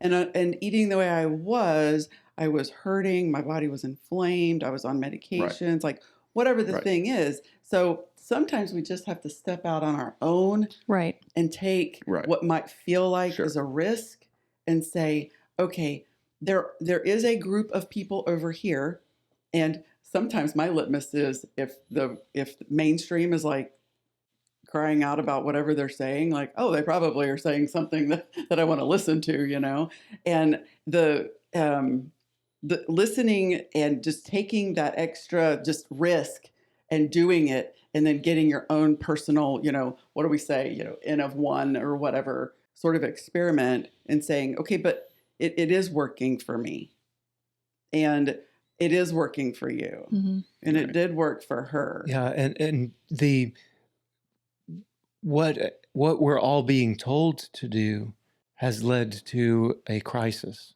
Absolutely. of unhealthiness. Right.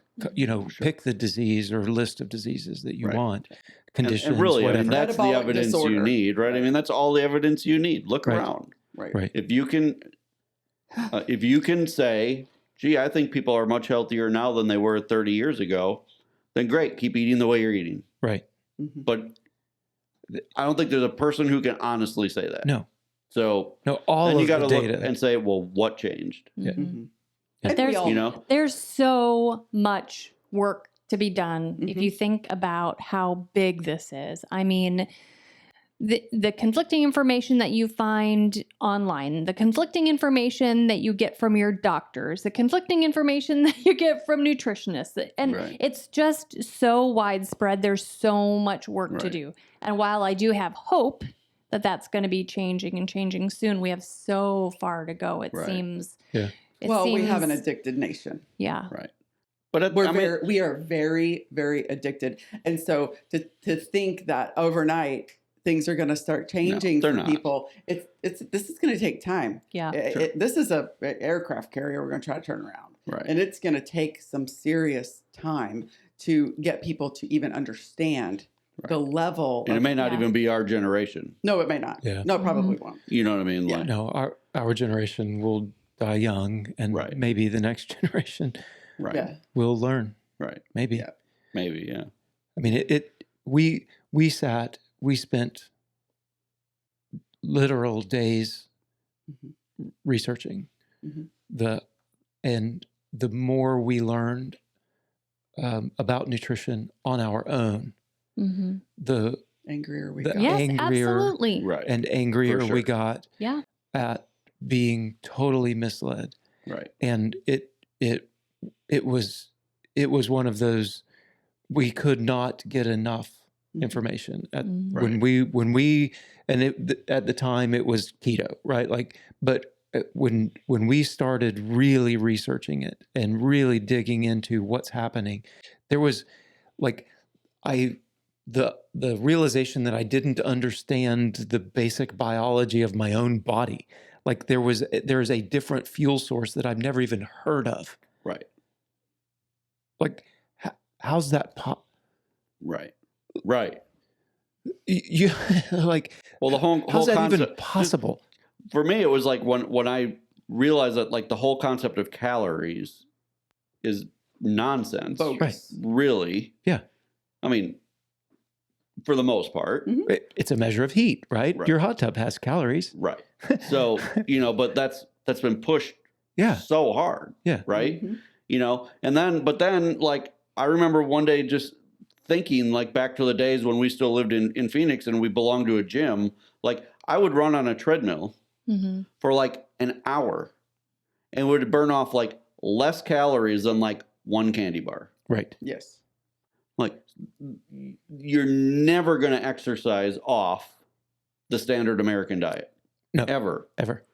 Like ever. Like you could literally run the entire day while eating the standard American diet and you're still going to get fat. And I remember Like, I mean- the first time Shelley said to me, well, diet is king and exercise is queen. Correct. And I was like, no way. Right. Like that can't be true. And I wish it wasn't, honestly, because I would rather go for a walk or go for a run or work out every morning and then just be able to eat whatever I want all day long. Yeah. Like I would do that. If that were an option, Right. I would do that. Yeah. I'd be like, I'll go on a 2 mile, 3 mile, 5 mile, 10 mile hike every morning if for the rest of the day I can eat whatever I want. Yeah. It's not going to happen. Right. And the realization that, no, she's actually right. Like what you eat really is what matters. Right. Mhm. It was like, oh my gosh. And then all of the research into actually what you eat, again, it was just like, Mind blowing. I cannot, and the immediate was the food pyramid is a lie. Right. And then it's just like, what else? Right. Right, absolutely. Right. You know? Yeah. How about we start with what isn't? Maybe. Oh man. Yeah, that was a crazy couple of months for us right there. It was. Yeah. Yeah. But at the end of the day, I think if you just whole foods, Yeah.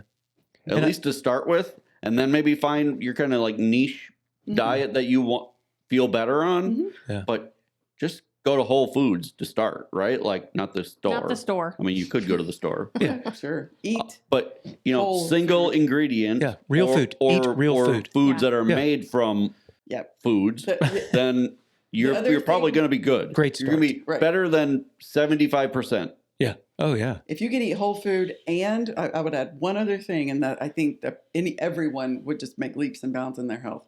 Get seed oils out of your diet. Mhm. Oh, for sure. If you can get seed oils out and eat whole food, Yeah. your body will thank you in ways that you never could imagine. And I think something that often slips through in the eat whole food discussion is the stop drinking your calories. Oh, right. Oh man. Or like that Right. that empty energy that you're pouring into your body Mhm. that it just can't handle. Yeah.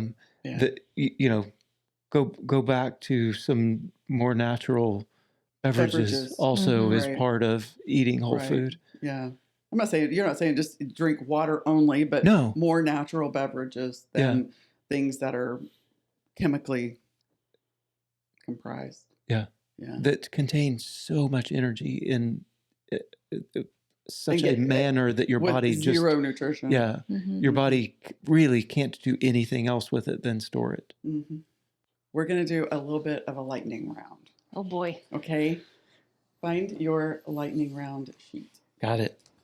Okay. So we'll take turns. Okay. Y'all fire your answers at will. Okay. They're just lighthearted, fun questions. Okay. Okay. Here we go. If you could only raise one animal or grow one crop for the rest of your life, what would it be? Cattle. Dairy cows. Cows. Cows.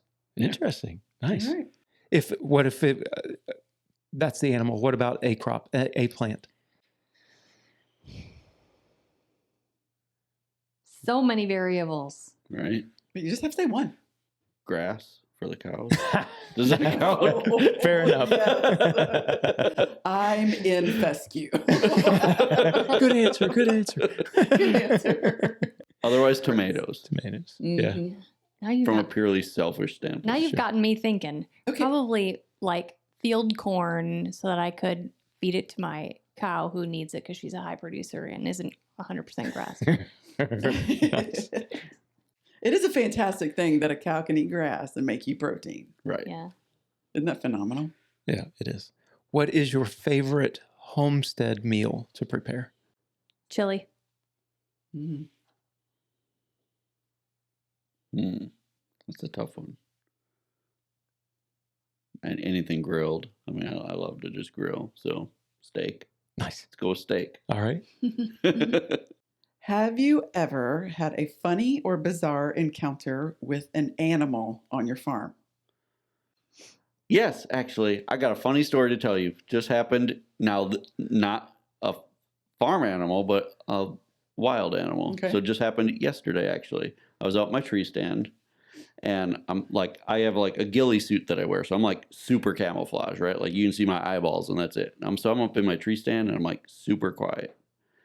And I see this squirrel like 5 trees away from me. And it spots me and it knows that I'm there, but it can't tell what I am. So he starts squawking. Then he jumps 1 tree closer and he's like staring at me.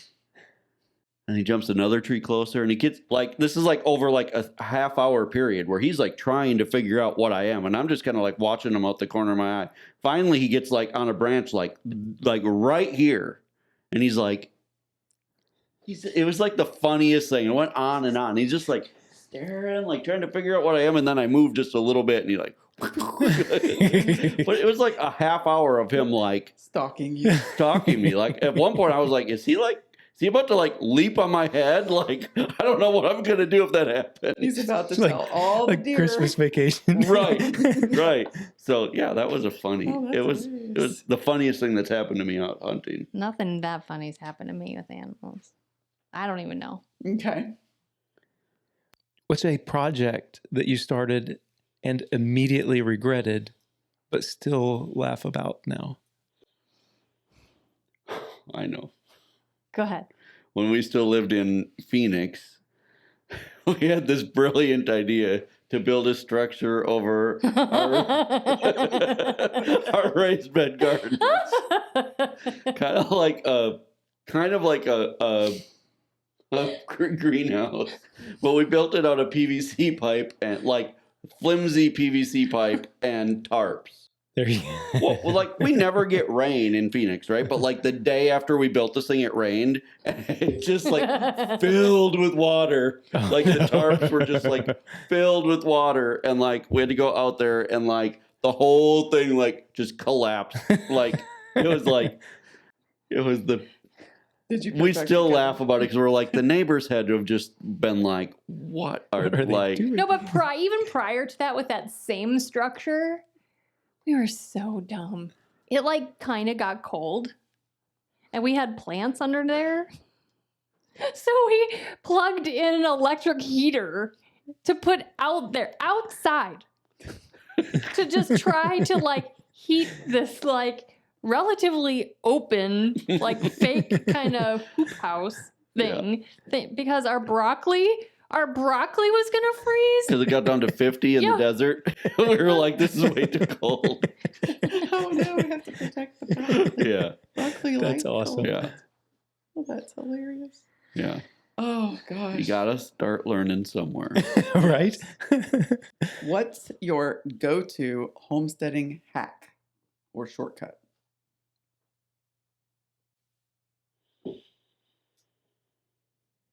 Zip ties Oh, yeah. and Plumbing tape, like plumbing Yeah. hanger. Mm. I use that stuff for Mhm. everything. Oh, that's a great follow-on question. Look at your. That's great. Yeah, I use like I buy like 1,000-foot roll of it at a time because I use it for everything. We currently have like fencing T-posts,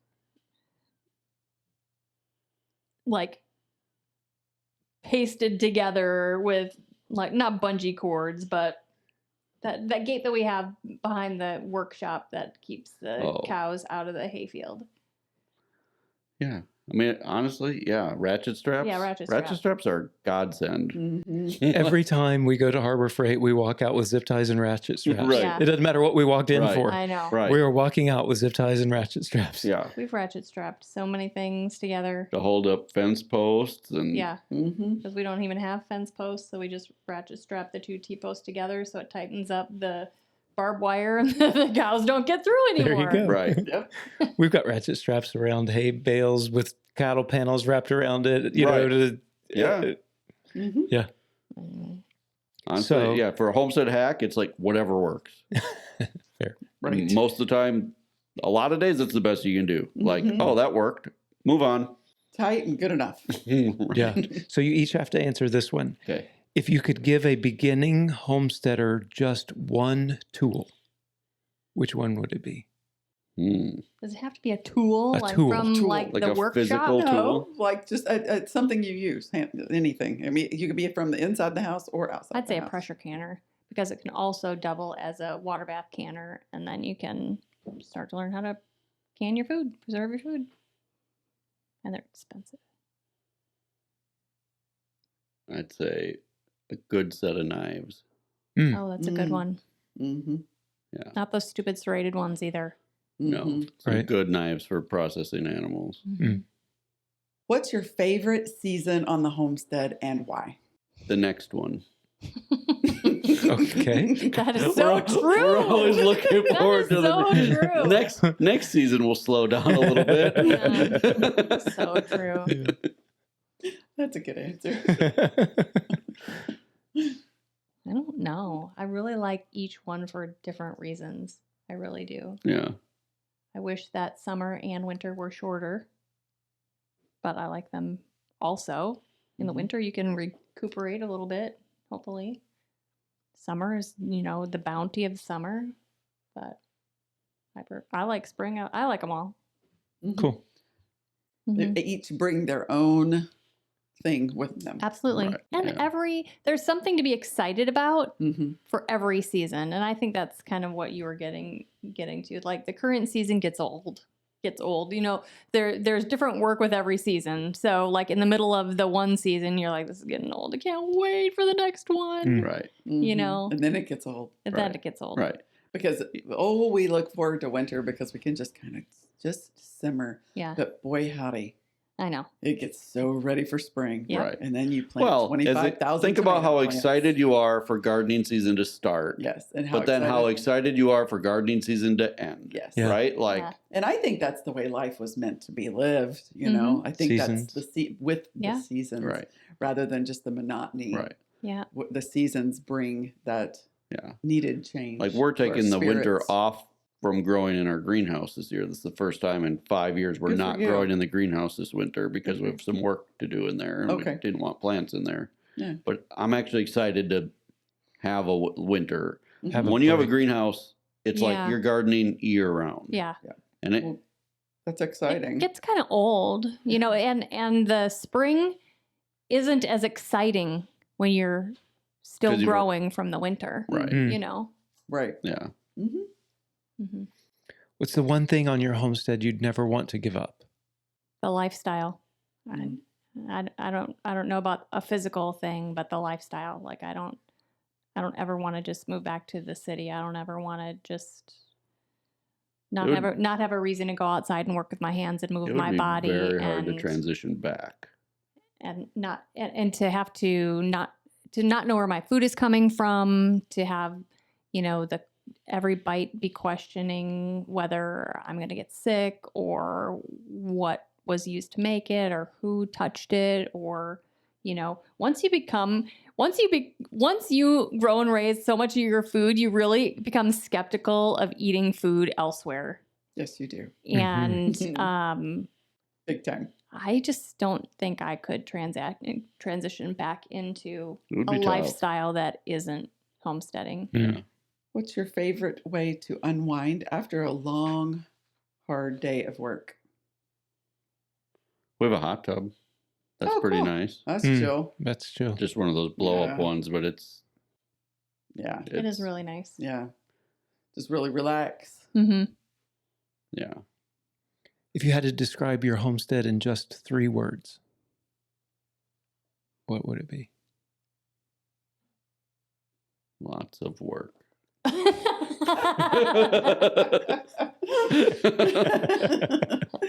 That's awesome. It's true. Yeah. I think one word would be freedom. And Never ever finished. Trying to think of all the 3-word answers now. so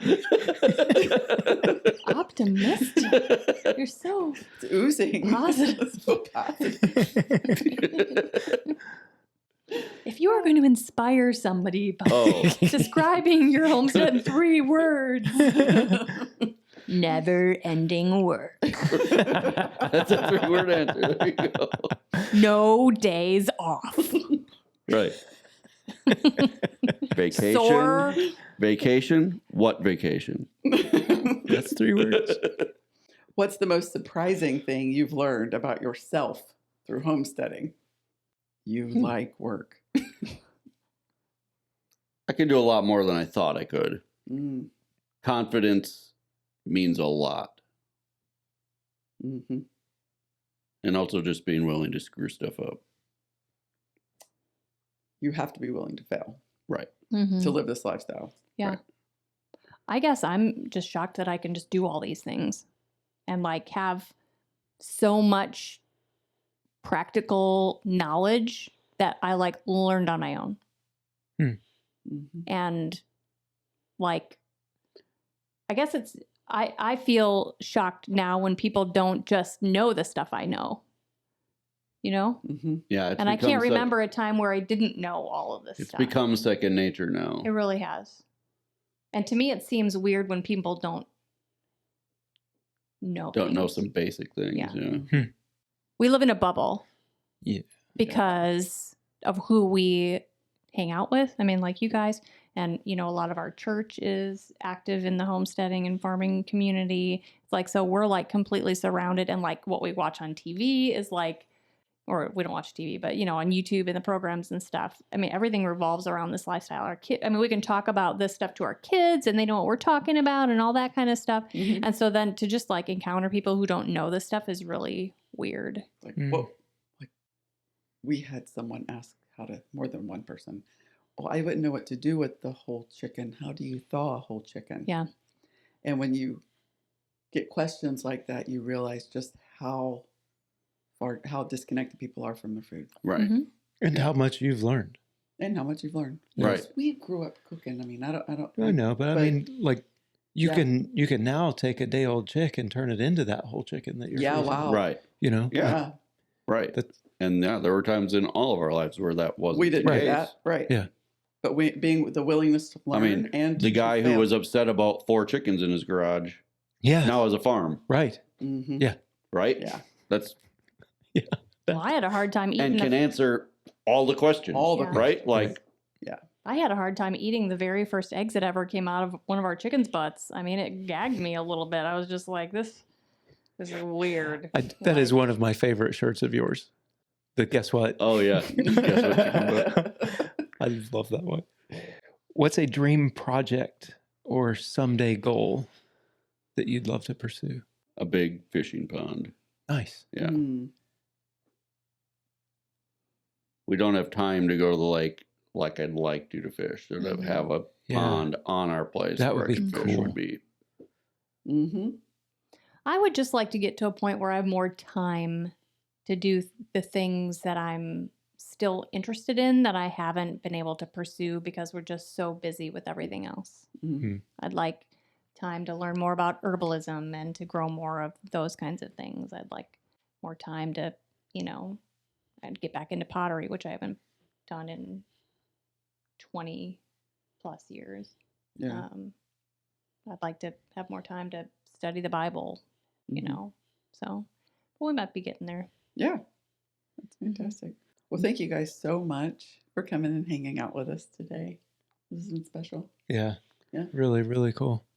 Thanks Thank for you. having us. Thanks for having us. Yeah, this is the Oh. first podcast we've ever done. We've never Luckily, done our anything flight like got here on time, and we made it. Yeah. Okay. Well, we did fly them first class. Oh, yes, yes. That was very generous of you. Yeah, it was really Yeah. nice. Yeah. Yeah. Oh, man. Well, we look forward to seeing your YouTube videos coming out here every what? Y'all, gosh, y'all are doing 3 a week? Right now, we do 3 a week. Yeah. Monday, we do a live stream, Mhm. and then Wednesday and Saturday videos. Yep. So Living Traditions Homestead on YouTube Yes. Correct? or livingtraditionsHomestead.com Correct? Yes. for products, All of the above. Sure. whatever. Yeah. All of the above. Yeah. Okay. Our main thing is YouTube. Yep. Awesome. Well, go check out, if you haven't, I can't imagine it, I but can't imagine. go check out Living Traditions Homestead on YouTube. They have over 1,100 videos Huge. that are an amazing resource for becoming self-sufficient. Thank you guys for joining us again. And until next time, bye, y'all. Bye, y'all.